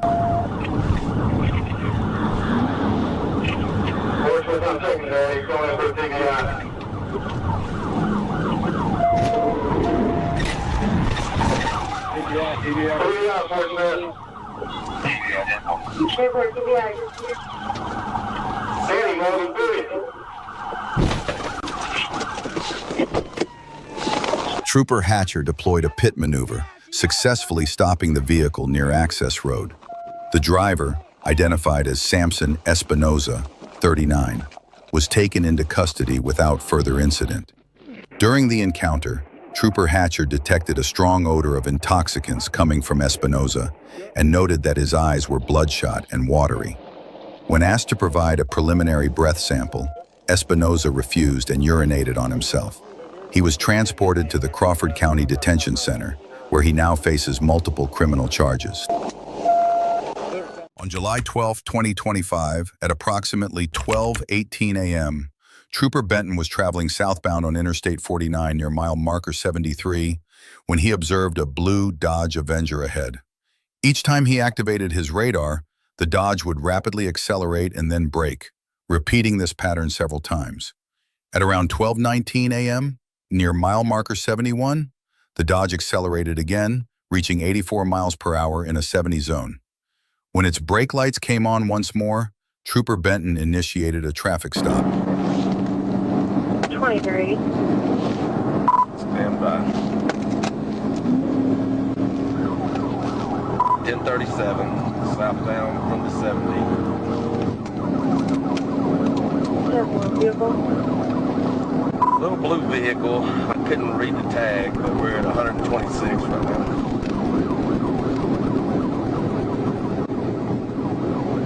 We're very full to all units. We are 1063. 10-4, I think he sees you.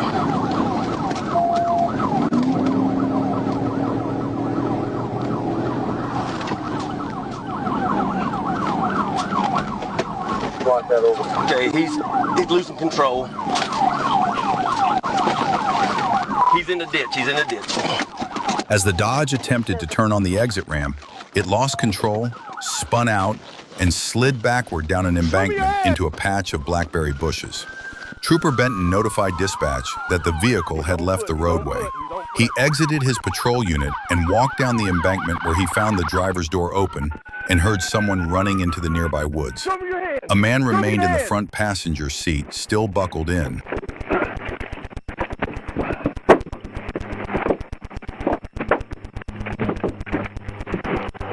Driver's Randall, he's going back over there.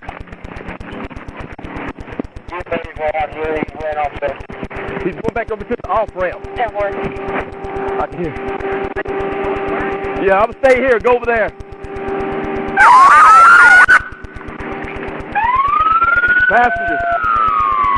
Passenger, get out.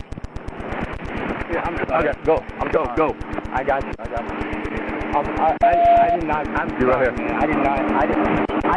The passenger was detained and identified the driver as Juju, later giving the last name Walker. Dispatch confirmed a match for Julius Walker. Fayetteville officers and a Springdale K-9 unit set up a perimeter. After a K-9 warning was issued, officers heard yelling in the woods west of the crash. Julius Walker was found and arrested without further incident. He faces charges including fleeing, kidnapping, reckless driving, speeding, and driving with a suspended license. The passenger was released. All right, put your hands behind your back right now. On the afternoon of April 8, 2024, the Ohio State Highway Patrol received information about a stolen vehicle taken from Cleveland Hopkins Airport. Office 13, light traffic still. 950 Cleveland View, check for aviation if possible.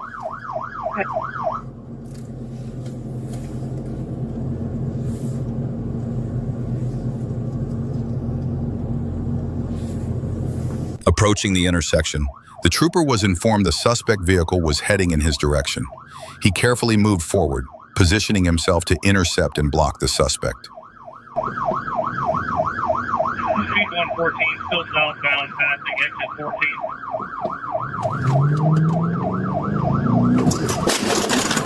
Oh my God. The moment the trooper spotted the suspect's vehicle, he immediately realized it was traveling at high speed.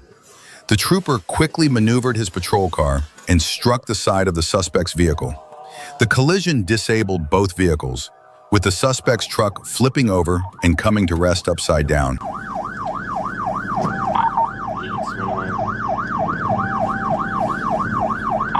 31 South Ave and 224.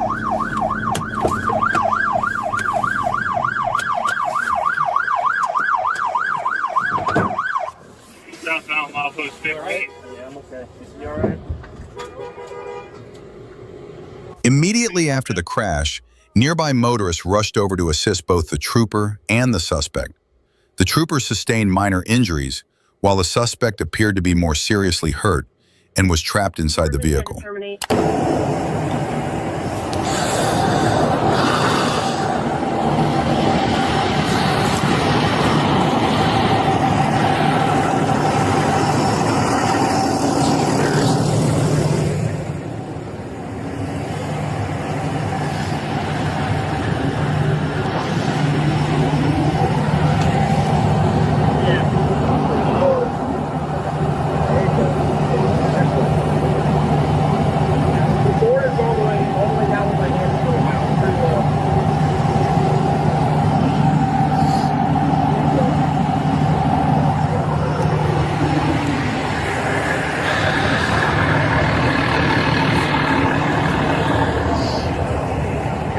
Yeah. Any injuries for her?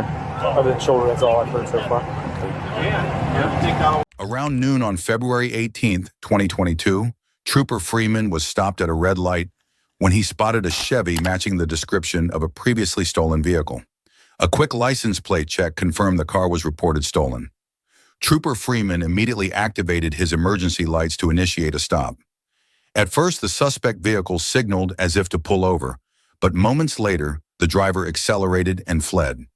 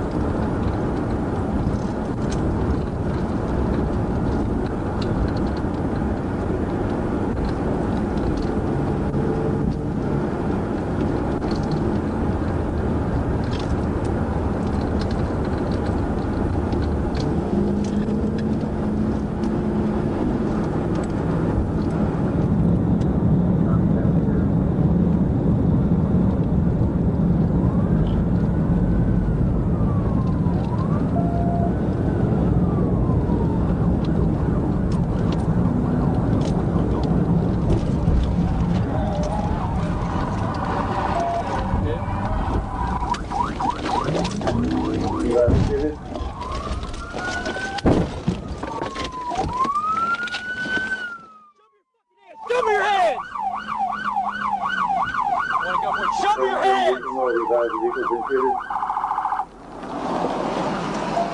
Following the pit maneuver at 111 miles per hour, the suspect's vehicle was blocked by the patrol car. The suspect surrendered and was taken into custody without further incident.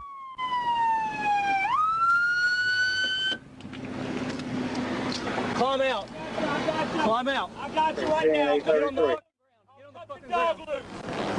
Go in, I'm coming in. Keep up. 35 Little Rockdale, westbound. Stand by. You good? Yeah, I'm good. Is he the only one? Check on him down there. Stop. At about 10:15 a.m. on Tuesday, May 30th, 2023, a man stole a school bus in the Cincinnati, Ohio area, sparking a high-speed chase. Dozens of patrol units joined the pursuit of the stolen bus. As the chase neared the Indiana state line, the suspect veered off the roadway and began tearing through local farmers' cornfields in an attempt to escape.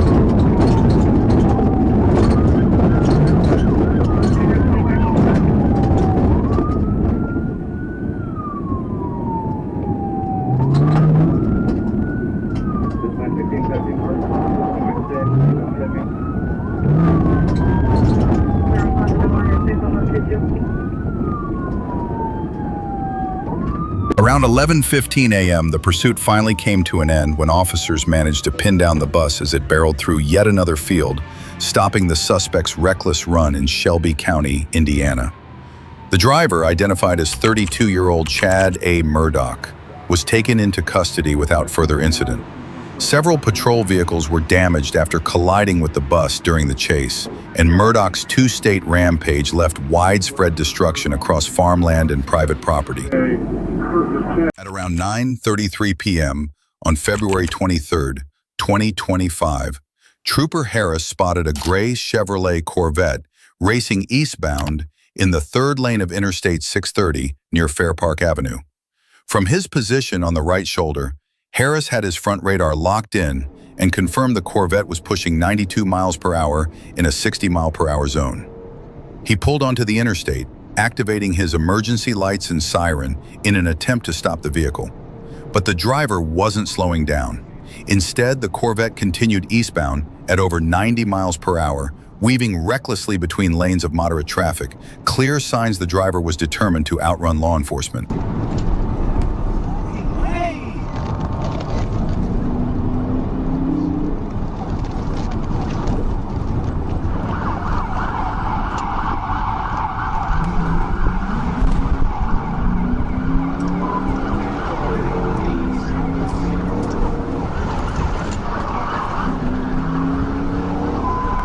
At South Cedar Street and West 21st Street, Trooper Harris lost sight of the speeding Chevrolet Corvette and ended the pursuit. At approximately 9:38 p.m., Little Rock Police Chief Timothy Brown located the car and briefly engaged in a high-speed chase before losing it again. Trooper Harris then coordinated with the Little Rock Police Department's real-time crime center. Using city cameras, the center confirmed the vehicle as a gray Chevrolet Corvette with Tennessee license plate BSS 6174, last seen traveling northbound on John Barrow Road. Arkansas State Police units moved into the area to intercept. At approximately 10:03 p.m., Sergeant Corey Earls spotted the car and initiated another pursuit.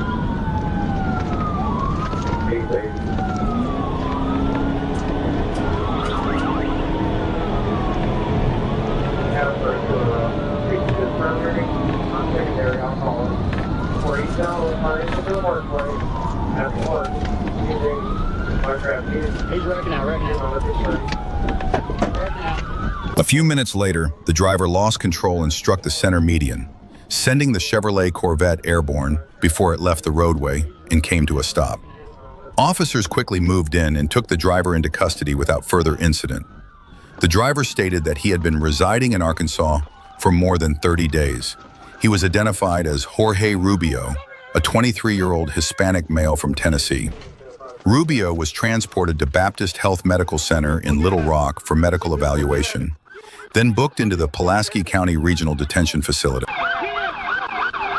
At about 7:37 a.m. on August 28, 2025, Livonia police officers responded to a stretch of highway to assist Michigan State Police in a pursuit of a stolen vehicle. Officers deployed a grappler device in an attempt to bring the chase to an end. The suspect believed he could break free and outrun police, but he was wrong.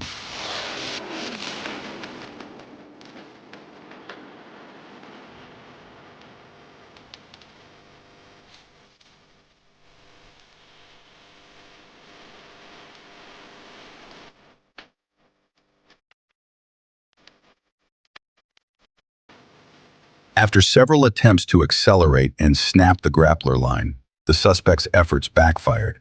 The device ripped apart his rear axle, leaving the vehicle disabled.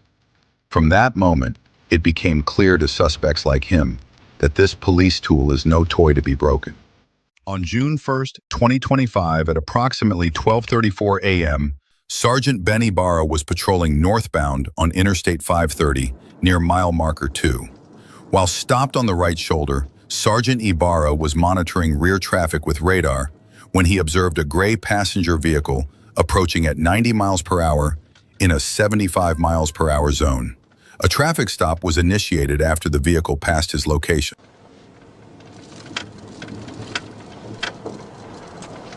Academy to the right, 10, 15, 10, 25.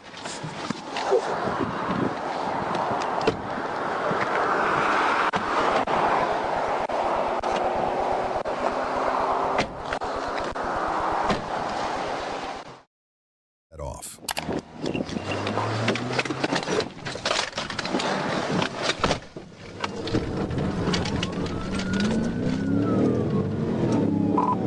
Adam Nice over on 1037. 530 northbound of the 2.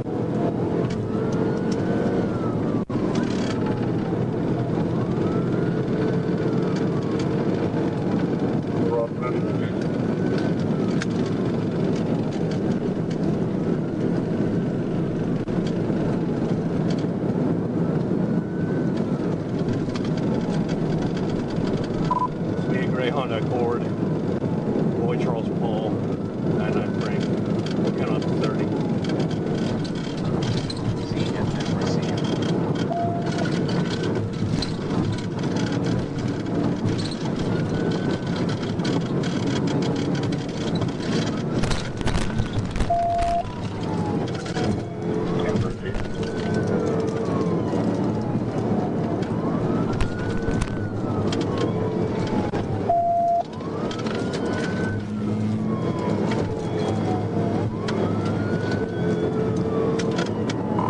That's coming up 60 minutes.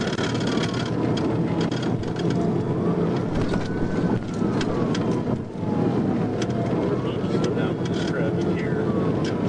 Get through this traffic.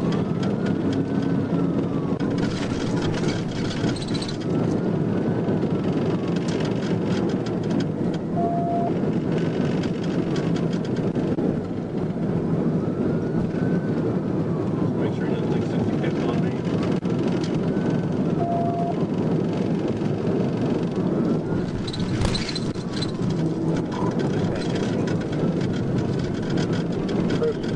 The suspect fled northbound on I-530 before merging west onto I-30, reaching speeds up to 124 miles per hour in a 65 mile per hour zone.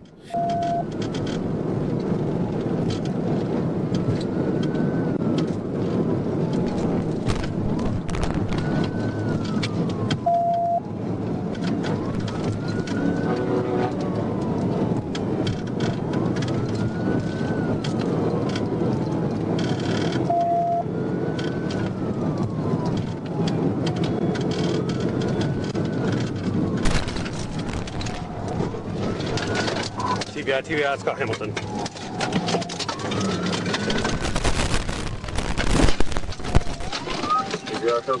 Near Scott Hamilton Drive, Sergeant Ibarra successfully performed a pit maneuver, disabling the vehicle in a north side ditch.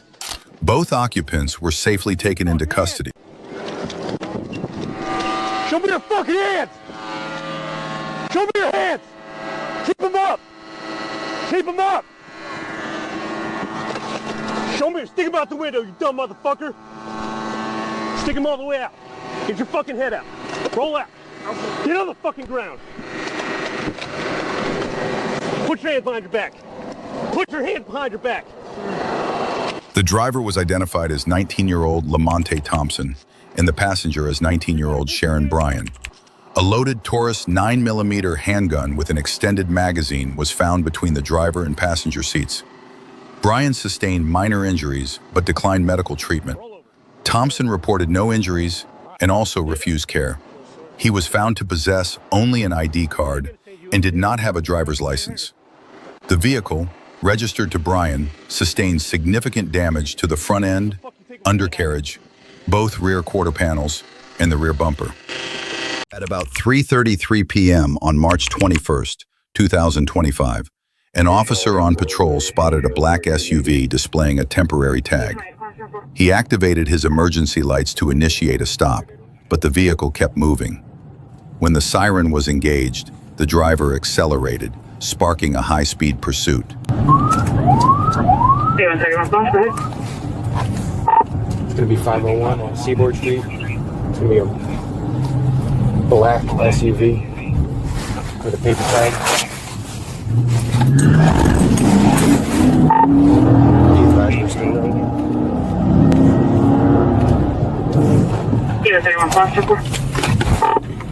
Taking a right out.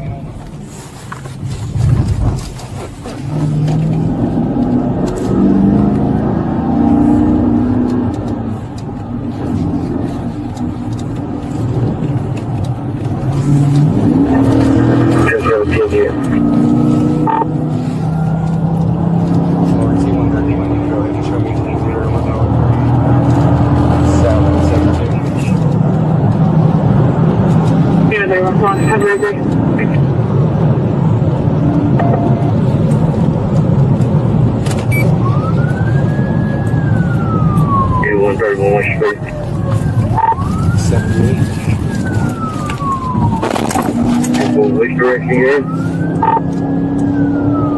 South on 17.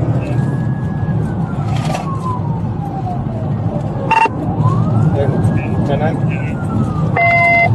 Are you going to that C90? 10. Affirmative.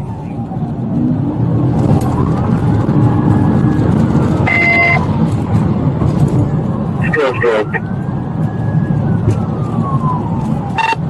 The pursuit reached speeds of at least 107 miles per hour. The driver weaved recklessly, crossing the median multiple times to pass vehicles. Even as traffic grew heavier, the SUV showed no sign of slowing, continuing at dangerously high speeds.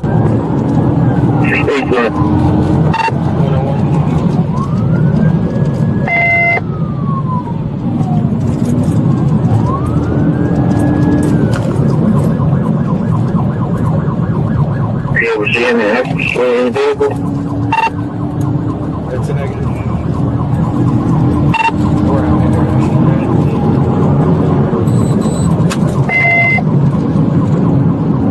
You already passed Real Roach.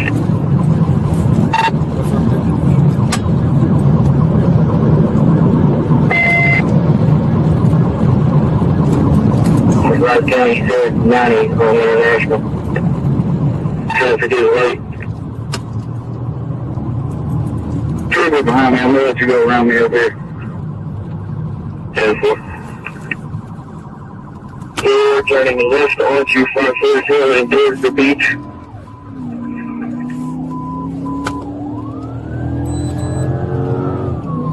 Traffic is right heading towards the beach. I'll be second in the pursuit. If I got anybody get posted out there in the field, hey, Sam, he's going to take now.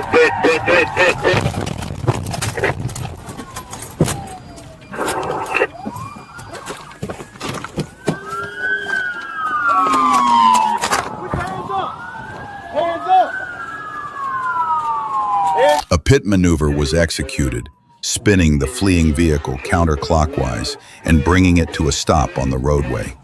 Officers quickly moved in and took the driver into custody. As they approached, they discovered 4 children inside the car. The driver was identified as Charles Christian. The female passenger, who claimed to be the mother of the children, expressed fear of going to jail and concern about damage to the vehicle. She explained that she was trying to get away from her boyfriend and said her cousin, the driver, was supposed to have a valid license.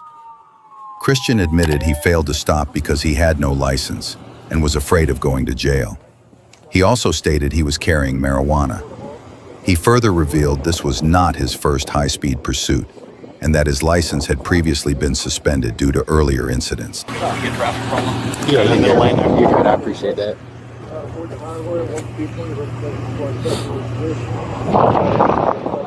On August 22, 2024, the Florida Highway Patrol received a "Be on the lookout" alert for a vehicle suspected in a theft involving a passenger in Seminole County. The vehicle was spotted traveling on Interstate 4 but refused to stop, prompting a police pursuit.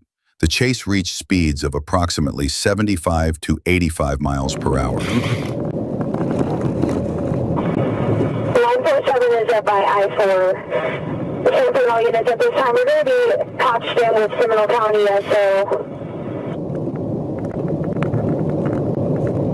I'm passing the 101. They wanted me to stop the vehicle or continue to follow.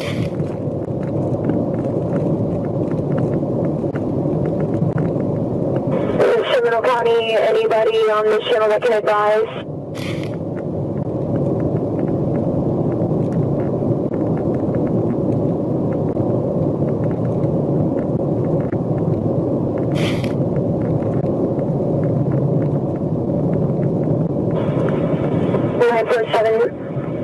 Stand by line. For vehicles picking up speed. Again, it's not fleeing at this time. We're going about 74 and 65. Left lane passing the 98. I copy 74 miles per hour, left lane passing the 98.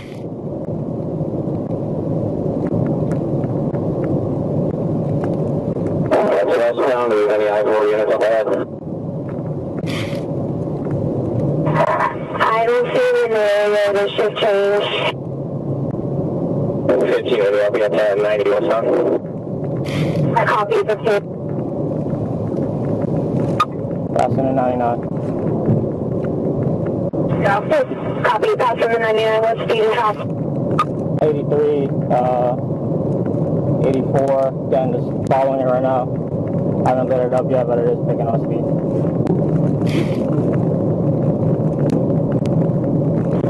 Copy. 83 and the 89. At the 89 correction. Going 94 miles an hour. Do they want me to light this vehicle up or not? Stand by. They're not communicating on this channel.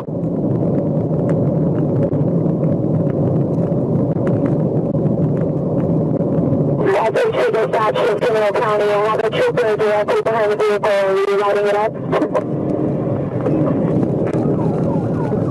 I'm 1031. The units, including one marked patrol car and two unmarked police vehicles, attempted a boxing-in maneuver to force the suspect to slow down until he had no choice but to stop. The tactic initially worked, reducing the vehicle's speed, but the suspect proved reckless, repeatedly swerving and trying to slip through the officer's formation. It was clear he was not going to give up easily. 947, if you can update your 1020 with me. Looks like you're passing the 98 with there. Last time one. High speed and traffic conditions. Traffic is light. I'm right at about the 94. Copy, right traffic at the 94. You have some units coming up in the next mile. 10,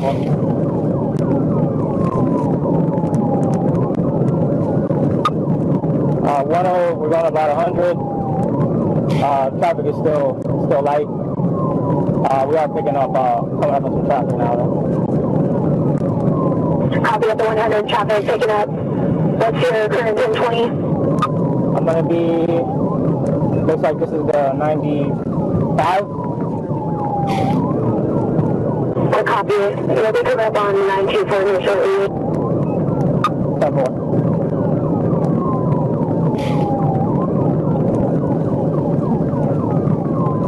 vehicles on the right shoulder. Copy, vehicles pulling over onto the right shoulder or driving on the right shoulder?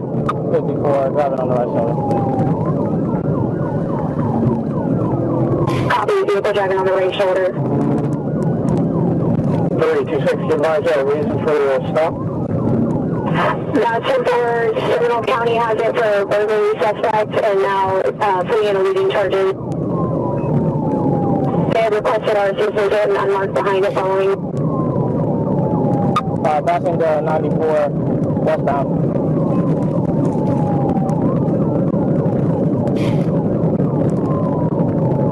Units up ahead, I need you to maybe start slowing down the traffic.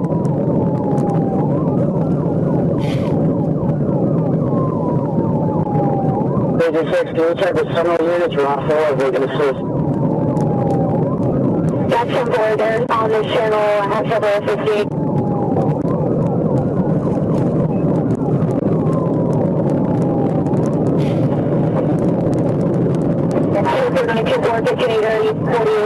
We reference to slowing down traffic in the area.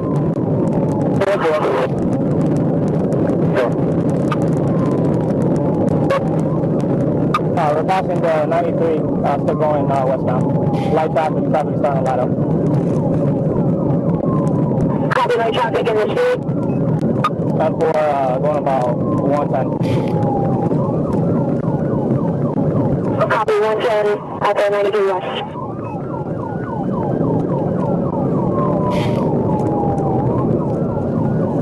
Just start slowing them down, guys. I see your lights. He's coming up on the right shoulder. He's getting off at the 92. Copy, exiting at the 92.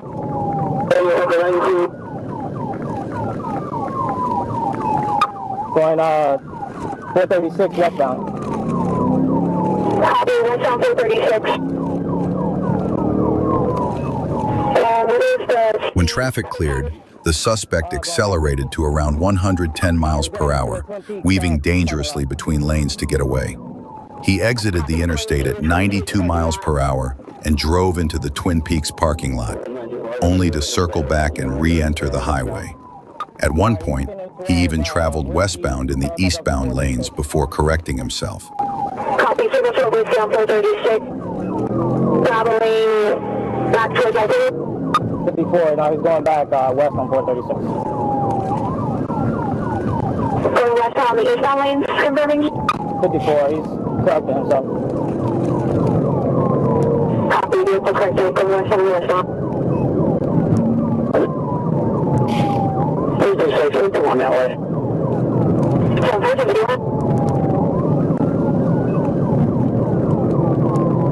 54, still corrected, now westbound 436. 947, can you guys across? 10-4, is that Rear Bend Drive, still going westbound. Signal 14, it does seem to be occupied 10-3. I copy, occupy 10-3. This is Rose, can you advise Seminole County to assist? They are supposed to be on this channel. I'm not sure what happened, but we are communicating with them and we're trying to get here as well.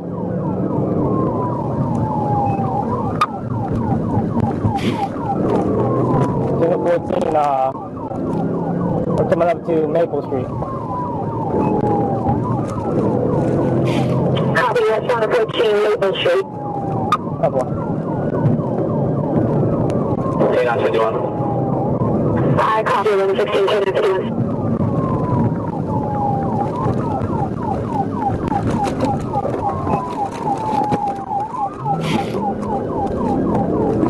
We're going back eastbound. Copy. Just attempted Fayetteville pit. I copy to go back eastbound now. 10-9, the rest of yours, last traffic. Just try to put the vehicle for a bit. Still coming up towards 436, I believe. I copy, Filter. Correction, 434. We're going south on 434. Copy, southbound 434.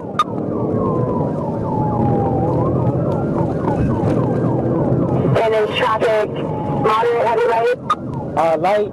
We are coming back up to some heavy traffic here at Westtown Parkway. Copy.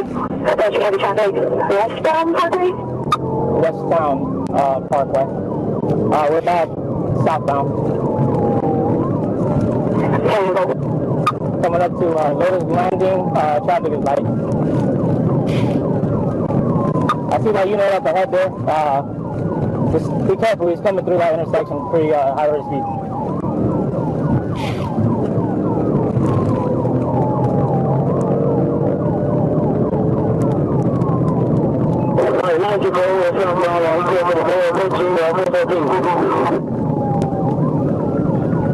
Copy, southbound approaching for 14 miles per hour.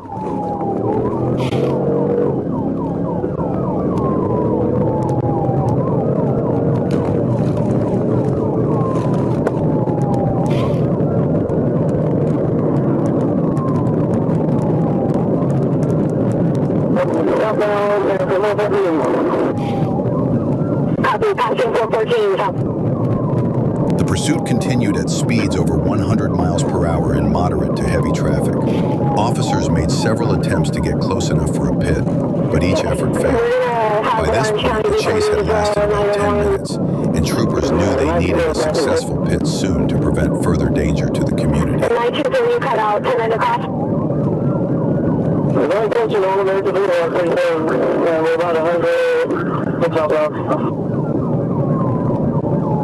Copy, 106 miles per hour. What's the traffic? Traffic is moderate at the time. It's not too bad. Copy, moderate. All the suspects in the vehicle going to be both.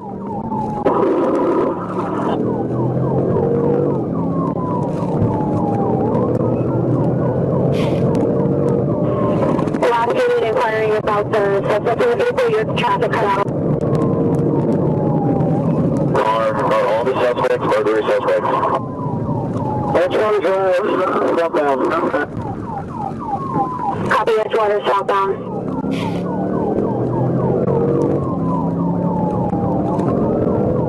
We're tapping Edgewater southbound. We're on now. Copy, passing Edgewater, going on the John Young now.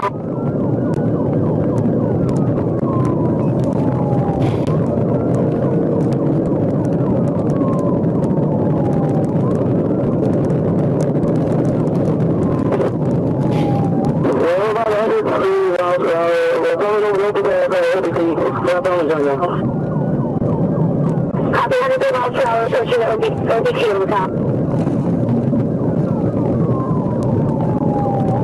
Do you have aviation up by any chance? 23.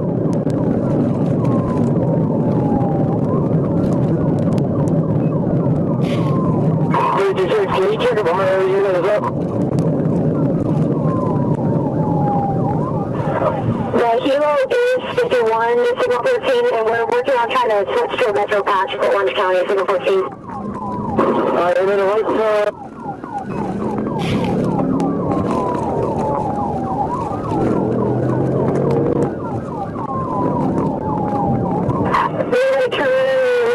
was it Shader Road? Copy, pit maneuver. After about 15 minutes of pursuit, troopers executed a successful pit, causing the suspect's vehicle to lose control, crash through a fence, and break off a long section before coming to a stop. The driver, identified as Johnny Jabbar Talton, complied with commands and was taken into custody without further resistance. A quick search of the vehicle revealed a firearm inside. Fortunately, no serious injuries were reported in the incident.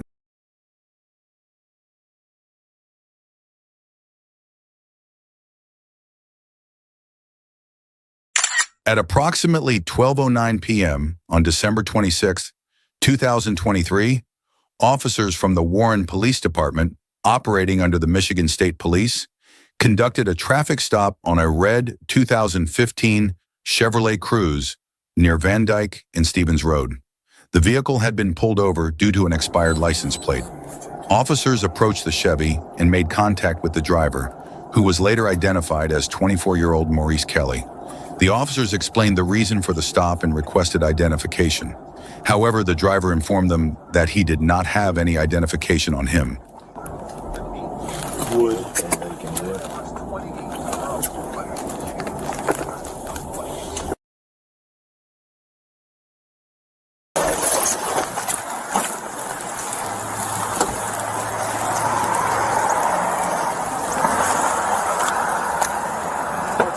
The window broke. Can you put the car in park? Here's the park. So the reason I stopped you is because the plate's expired on the car. Yeah. I'm just coming from work. Oh yeah? Is this your car? No, it's my girlfriend's car. I live down the street. Do you have your license with you and no registration insurance? I don't have my license. Nothing? Alright. Is your girlfriend's car? Yeah, she down the street. She got her license. Where at? Okay.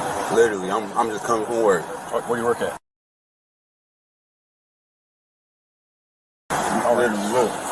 Okay. Alright. What I gotta have you do is just hop off of me real quick, man, just because you don't have your license on you, okay? Nope.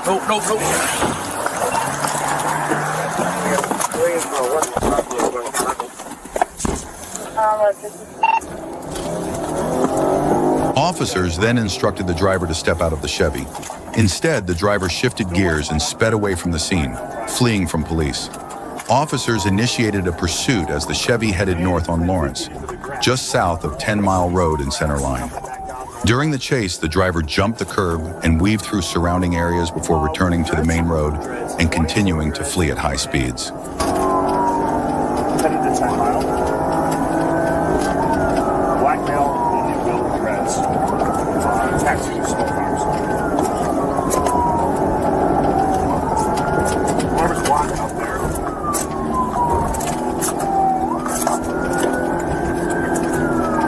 Center line's blocking. It's up in the grass. Just parallel. All right, we got the lead again from center line. He's jumping through the grass just south of 10 and east on Lawrence. Somebody go to Sherwood in 10 Mile for me.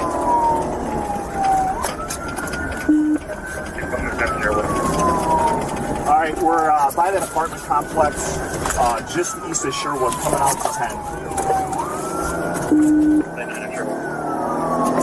All right, west on 10. You're good, clear, sorry. Yep. Approaching Sherwood. Through Sherwood. All right, who's ever on Mount Block, please.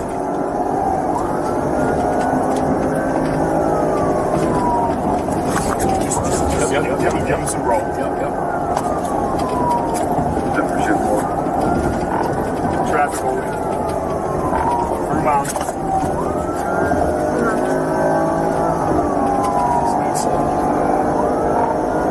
Speed's 80, coming up to Smoky Ryan.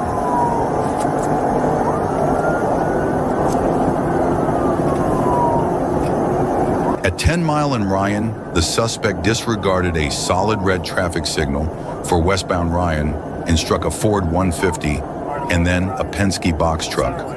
Officers immediately requested fire department personnel and attempted to rescue the driver. The driver was then pronounced deceased at the scene. Warren Fire personnel found a handgun that was recently reported stolen in a neighboring city on the front floorboard of the Chevy during the rescue operation. No other motorists were injured. At approximately 7:31 p.m. on September 27, 2025, Trooper James Bird observed two motorcycles traveling eastbound on Broadway at speeds exceeding 100 miles per hour. He immediately initiated a pursuit with lights and siren activated, but both motorcycles continued to flee at high speed. There's a motorcycle on Broadway eastbound, probably going over 100, running through red lights. Of course, see, I'm trying to catch up to it. We're at Ingerholm and Broadway eastbound. 10:45, okay. There's no meeting. I'm 10:37. Head direct, D26, 10:37. 45. Walker and Broadway. About 2 motorcycles. Walker and Broadway, 2 motorcycles. They're about at MLK. I am okay. Dispatch, secondary. Dispatch, secondary. East Broadway, east of MLK. East Broadway, east of MLK.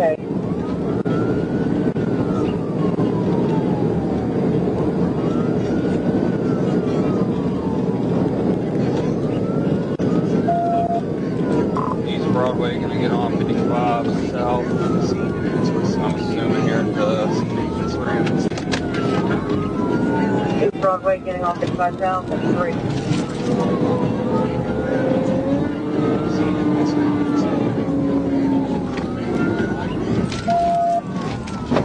After just over a minute of pursuit, one of the riders lost control and collided with the rear of a civilian vehicle, sending the motorcycle airborne and throwing the rider off. He sustained no serious injuries and was taken into custody shortly after. The second rider's direction of travel was broadcast to assisting units, but he temporarily managed to evade capture. At about 4:54 a.m. on February 19, 2024, an Ohio State Highway Patrol trooper from Montgomery attempted to stop a Hyundai sedan for speeding over 100 miles per hour in improper lane usage on I-71 outside Cincinnati. The driver fled at high speed, initiating a pursuit.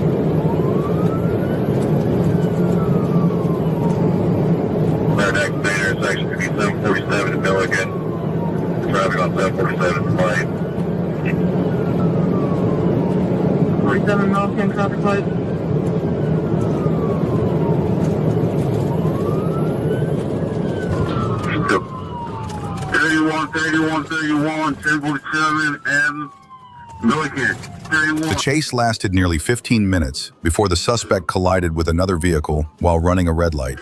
The impact sent the suspect's car off the roadway, where officers quickly surrounded and arrested him. While in custody, the suspect claimed he had just woken up, but a trooper directly confronted him, accusing him of intentionally trying to ram a patrol car on the highway.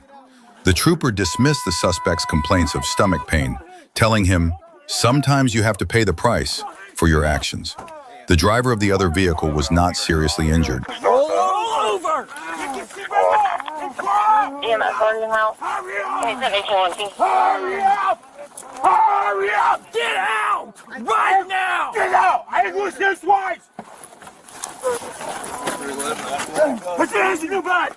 Hands in your back!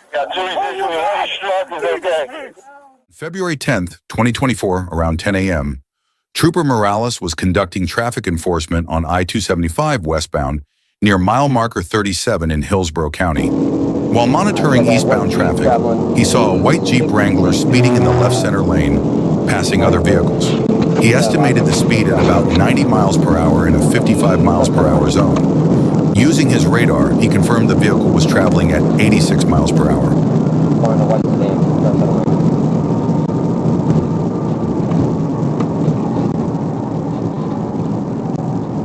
Left lane now.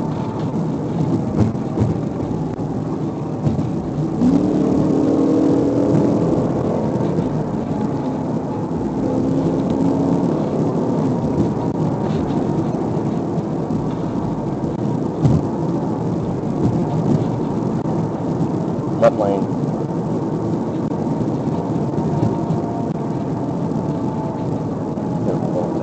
Guarantee it.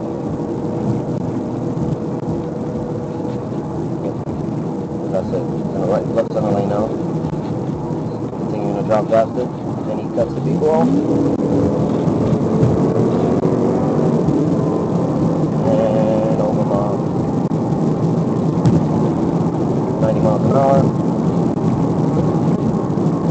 Trooper Morales moved to the right shoulder, activated his patrol camera, and observed the white Jeep weaving through traffic at high speed. As it entered Pinellas County, he paced the Jeep in a blue Mazda SUV at 91 miles per hour in a 60 miles per hour zone over 0.2 miles. The Jeep continued to change lanes dangerously, showing disregard for public safety. Hi, 658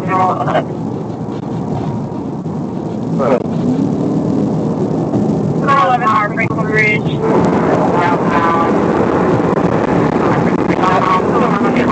Here within some port earlier, it is now 11. What are we talking about? I'm not going to go ahead and move it yet. We're now approaching the 28. Coming on still. Yeah, we're southbound to 28. You guys on traffic? Yeah, still light traffic. Yeah, we're light traffic southbound. Just 714. Charger's going to be 30 over another place with it. Yeah, we're.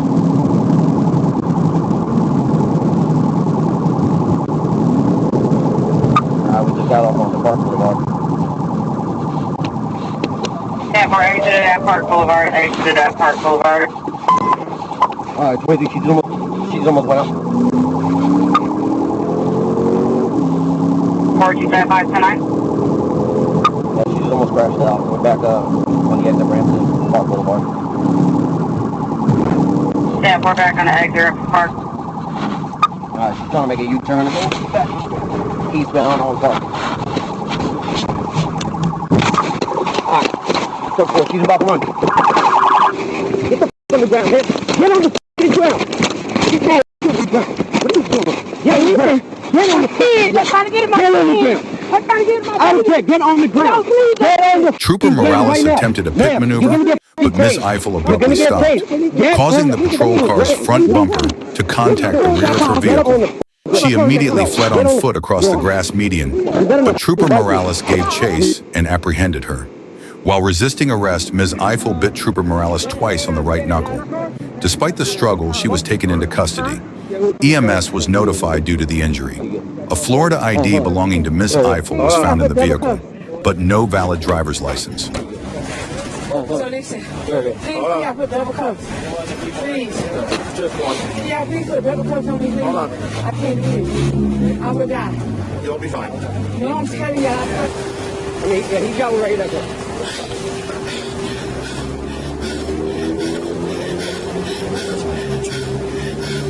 Please. What are you doing? Help me. Help me. What are you doing? Help. At about 9:45 p.m. on August 2nd, 2025, Trooper Bailey was on patrol when he spotted a black vehicle rapidly approaching from behind at over 100 miles per hour. He activated his emergency lights in an attempt to stop the car, but it sped past, clearly intent on fleeing. What the driver may have forgotten, however, was that he was in Arkansas, where a high-speed pursuit had just officially begun. Go back off at 91. Get behind the trooper. 91, where you at? Out of Little Rock. I'm behind the front of Northwing. Eastbound, if we got any Little Rock units. Copy. So you get to that thing that they coming up to 118, speeding up 115 and 120. Adam 8, 237, eastbound. You're left behind. Right, 142, I'm coming up on 118. I go time for TVI, past 118, coming up to Noah Bay, or Congo overpass, speed 120, passing on the inside. Determining the vehicle posed a serious danger to others, officers decided to end the pursuit with a high-speed pit maneuver. Trooper Bailey executed the pit at 110 miles per hour, causing the car to spin counterclockwise. But the driver quickly regained control and continued speeding away. TVI. Just getting back in it. TVI recovered. 22. Please continue. Back on, still eastbound. What's the vehicle description? Toyota passenger car, coming up military overpass. 91, is that you? 91 to 71, I'm behind you. Come on, pass all of us in the middle line. Okay, 90, I'm secondary behind state police.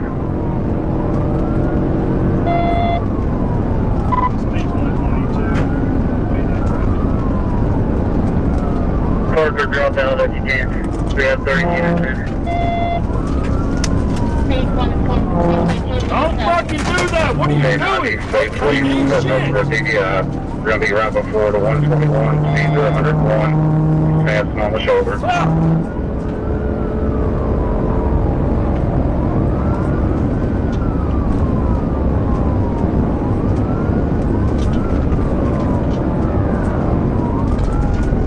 Speeds are 115 going under the Alco overpass.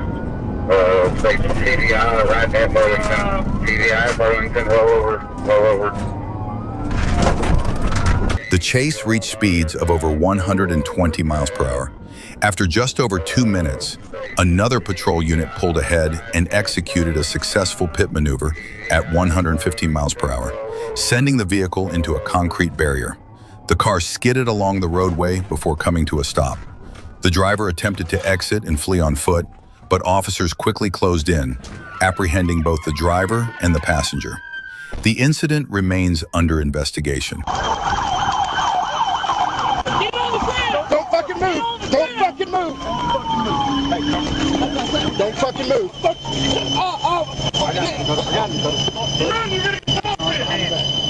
Give him a... I'm sorry! I'm sorry! Yeah, you sorry. I'm sorry! Go ahead! Go ahead! Hands on! Hands on! I'm hands on! I'm hands on! Pull him up! Pull him up! Pull the car!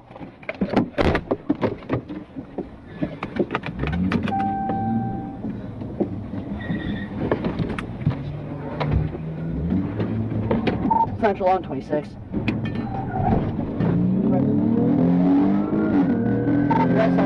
In the early hours of July 16th, 2024, around 12:23 a.m., Trooper Liam attempted to pull over a vehicle near the intersection of Jolly Road and Bellchase Drive.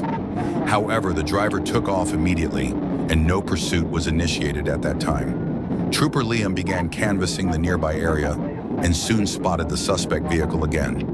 When he moved in to conduct a felony stop, the suspect rammed his patrol unit, forcing Trooper Liam to initiate a pursuit.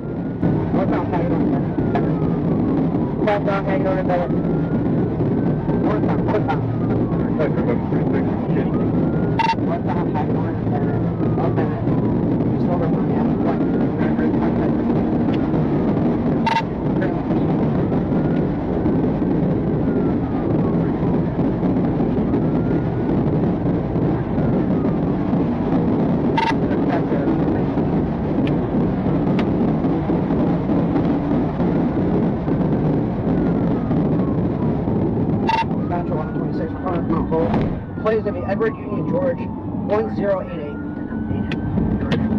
Okay, do not hold. Edward Union George 1088. This is not hold, we're still northbound. Still northbound for Light traffic, speeds about 75 to 80. light traffic, 75 to 80.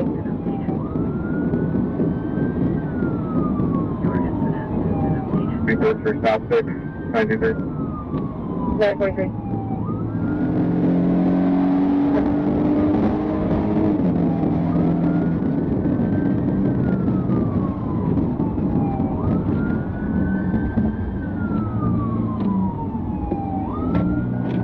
We're northbound through Willow.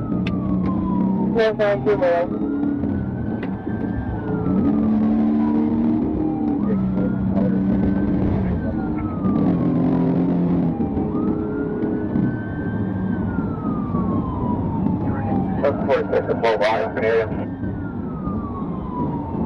Silver G6, we're in Edway Street.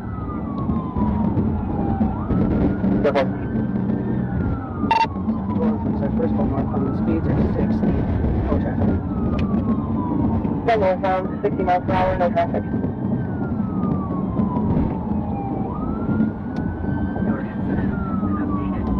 Looks like his front passenger tire might be out. We're in westbound.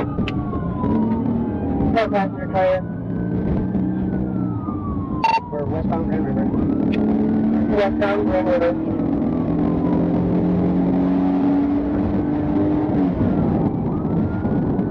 I want him. Clinton County also. Thank you. A few minutes later, the suspect passed through the area where the spike strips had been deployed, but managed to avoid them. Trooper Liam, however, struck the strips and was forced to end his involvement in the pursuit. Another officer quickly took over and continued the chase. Well, eastbound St. Joe, 12 is the primary. Eastbound St. Joe. Speeds are 100, passing Skull Road.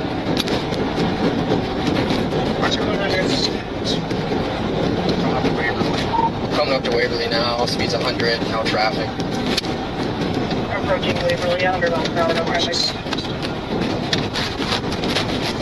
Just past Waverly, looks like they continuing eastbound. Past Waverly, this is Dick. Through Waverly now, speeds are 80 miles an hour, continuing eastbound St. Joe. Through Waverly, continuing eastbound, 80 miles per hour. Speeds are 110, continuing eastbound, passing Lens Court. Vehicle's braking.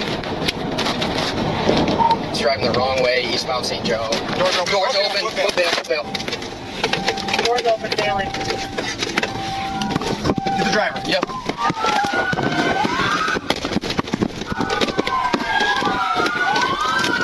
The pursuit lasted approximately 18 minutes before the suspect vehicle crashed. The driver, Taryn Gentry, and front passenger, Shaquan Fry, fled on foot but were quickly apprehended by officers. Two rear passengers remained at the scene and were cited for possessing open intoxicants inside the vehicle. Both Gentry and Fry were transported to Sparrow Hospital for medical evaluation. Fry was treated and released, while Gentry was admitted due to a drug overdose. On your belly! Hands behind your back! Cuffs off. We're with the scene, protect your dick right. Driver's under. Yup. Perfect. What are you doing, Tehran?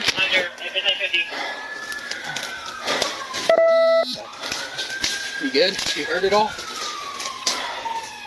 You hear me? Tehran, are you hurt? Talk to me.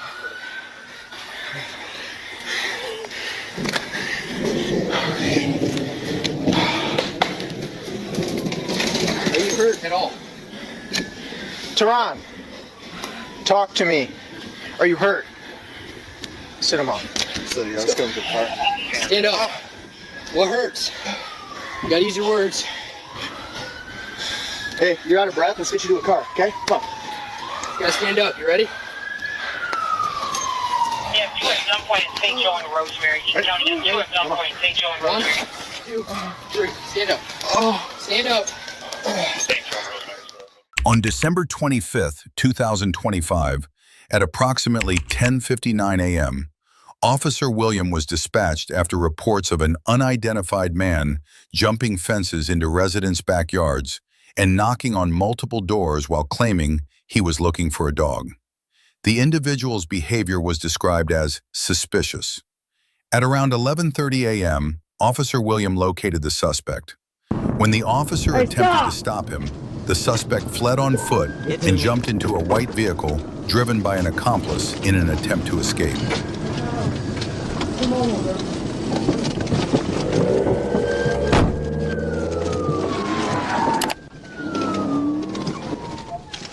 bro.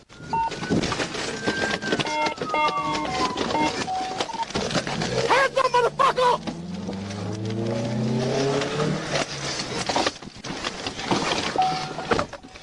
Charles 23, he ran my car.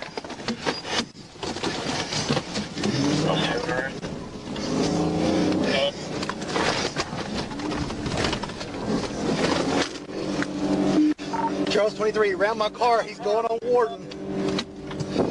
Okay, cool. Charles 2, you copy that ranking ram? Charles 23, you call?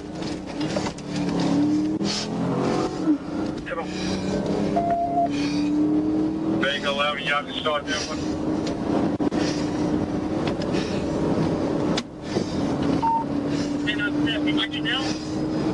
Yes, sir. We have views coming to you. Hey, they're turning by Golden Corral. Silver passenger car. They ran Charles 23. You talked about 2 times, black belt. They're on West Commercial going towards the church. Speed 51. Looks like they're going to make a left going towards McKay Park apartment. No traffic. Charles, big reason for the stop. Death subject and they ran the officer with the car.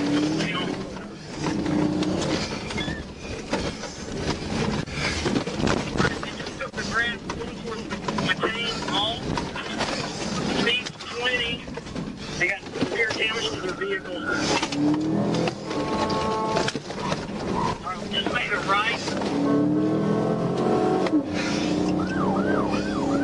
Speed 22.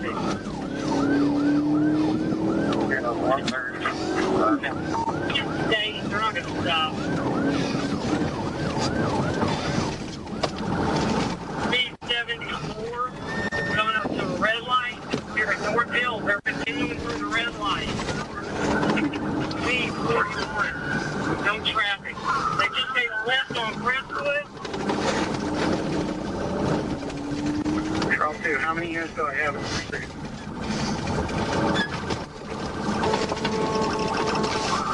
Just made a left on Randolph going towards the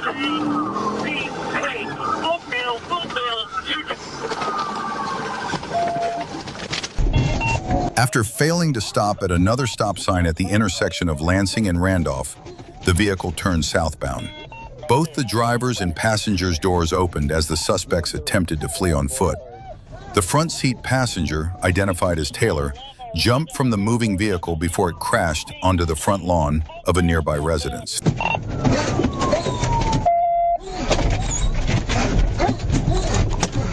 Get that one, pop, pop, pop, pop.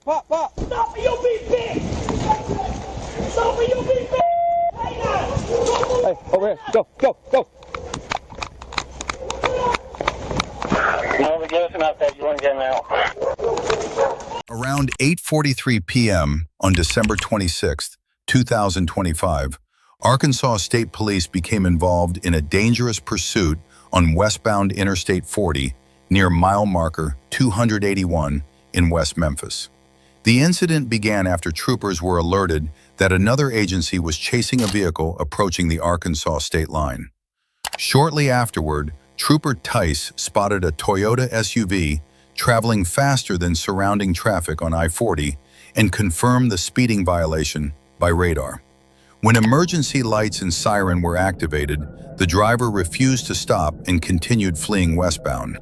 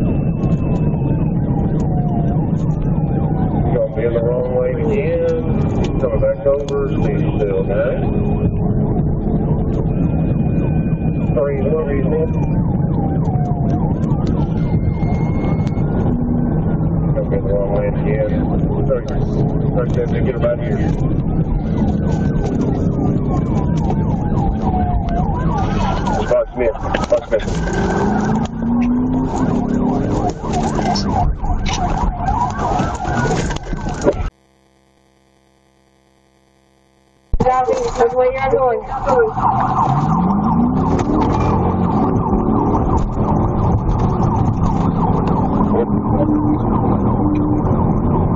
I'll call it.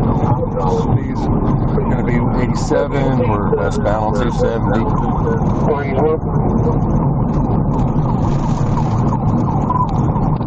He's going to be in the wrong lane again. 37, you get him right here.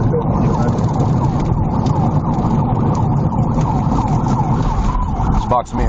Box him in.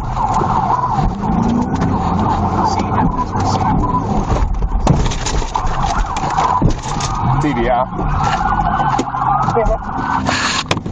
You get him right here.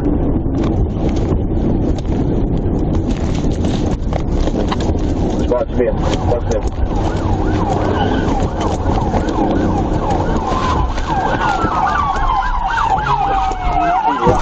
After about 7 minutes, Trooper Smith executed a successful pit maneuver, disabling the suspect vehicle. The driver immediately fled on foot and jumped from a bridge. A search followed, and the suspect was later located and taken into custody without further incident.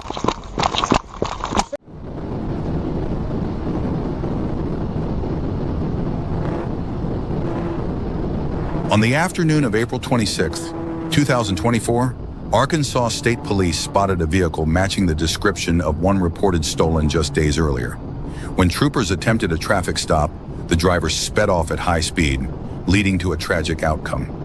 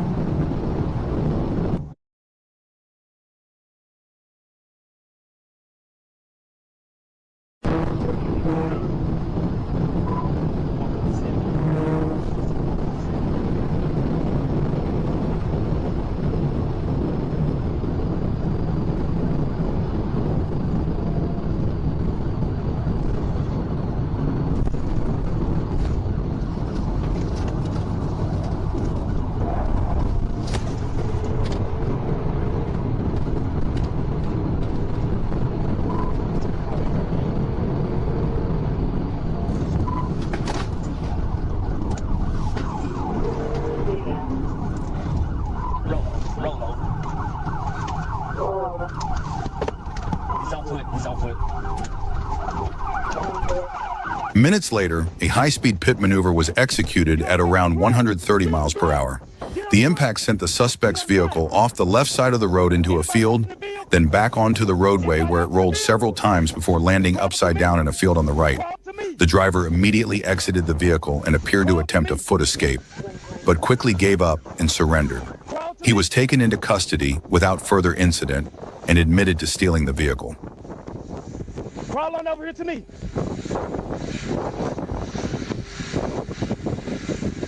Somebody else in the vehicle. Crawl on over here to me. Hey, I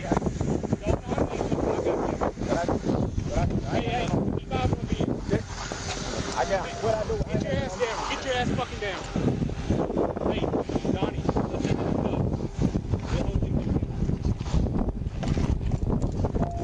up. Damn, hang back. How many people? For help. Okay. Tell me 10 for 10 1. So.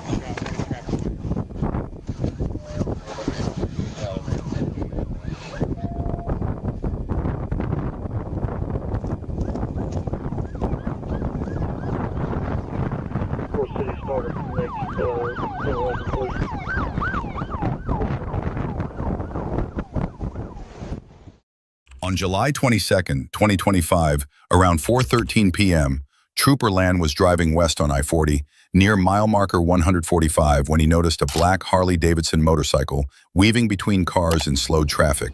The rider, a white male in an orange shirt, passed dangerously close to the rear of Land's patrol unit while splitting lanes.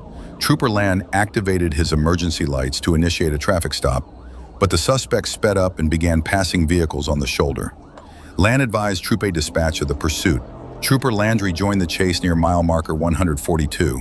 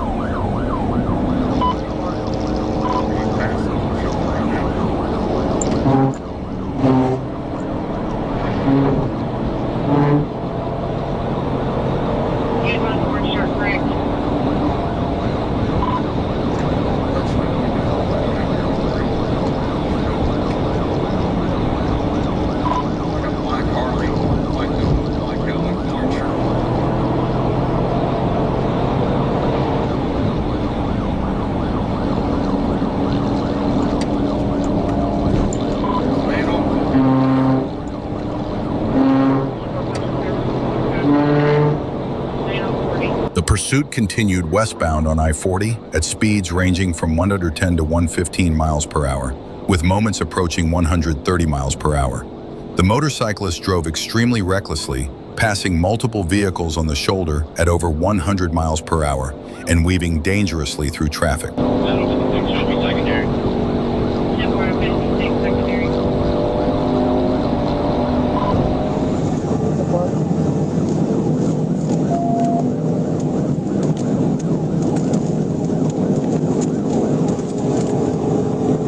After more than 5 minutes into the pursuit, Trooper Land attempted to move ahead of the motorcycle in an effort to slow it down, hoping the rider would pull over safely before the situation escalated further.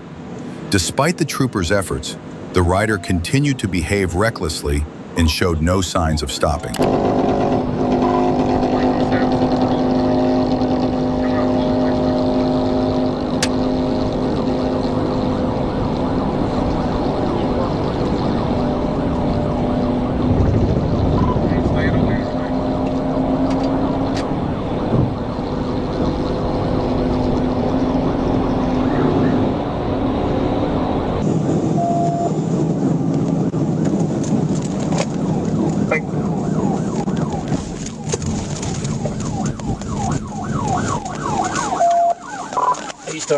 Around 4:43 p.m. on December 11th, 2025, Trooper Bluford was parked along the roadway conducting traffic enforcement when he spotted a man riding a dirt bike pass by.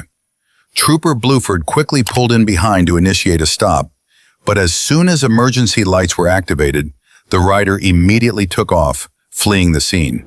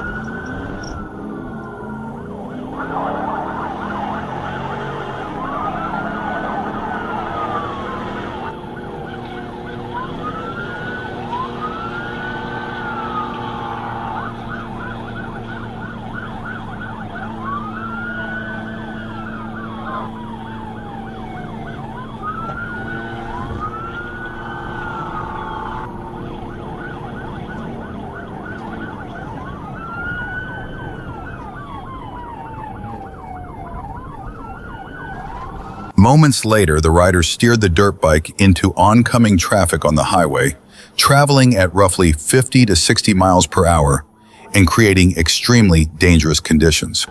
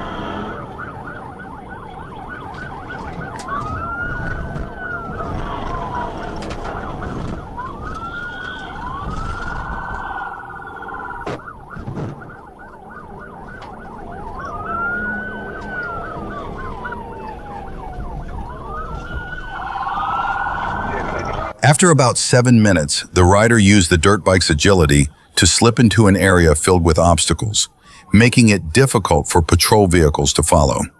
The rider ultimately escaped the area while the patrol units became stuck and were forced to terminate the pursuit. Assisting officers later searched the area, but were unable to locate the rider.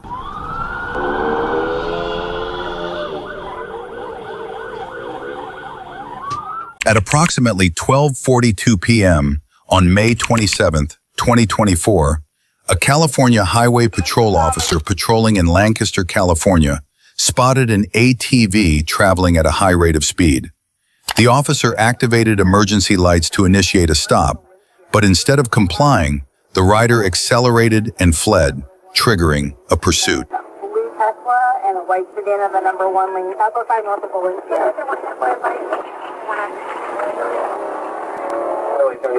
Hey, my version, I call you being right after refill. Being right after refill. The 100, I just got on southbound from Bryan. Over here as well. Alright, I got your southbound from Bryan. You might as well stop, dude. Listen up. You're gonna make it worse for yourself, not me. You obviously don't know how to ride. Where you at him? Where you at him, girl? I got orange quad taking off from me on FQ and then 48 going eastbound towards me. Male's wearing black shirt, black all backpack with a black helmet.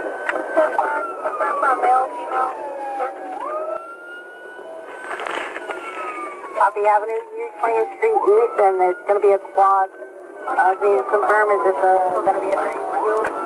For southbound now on 96th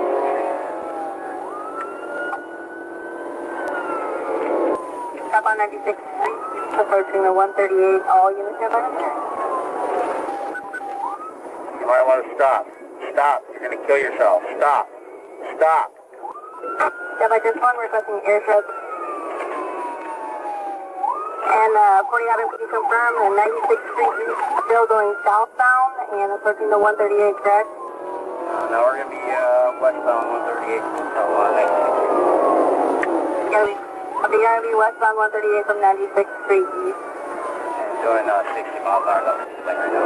Keep looking back. Stop. You're going to fucking kill yourself. Just stop. Stop before you kill yourself.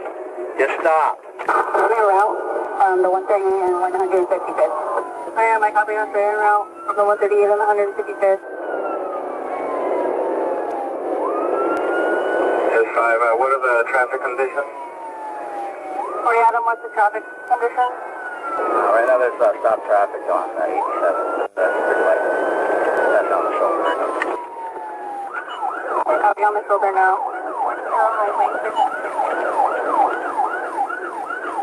This 5, copy. Is the rider running red light? He's northbound on 87. He's having issues with the quad right now. He's coming to stop. He's going on the field. Copy, there's riders going off in the field now. Riding westbound in the desert from towards Copy, westbound in the desert from 85th. S5, copy. Just remind the units not to go into the desert. He just went down. The suspect attempted to flee into a dense brush area, apparently hoping to lose the officers. Instead, the maneuver caused him to crash. After the wreck, he tried to remount the ATV, but the patrol vehicle blocked his escape. The suspect then fled on foot. Officers conducted an extensive search, and after nearly 2 hours, the suspect was located and taken into custody without further incident.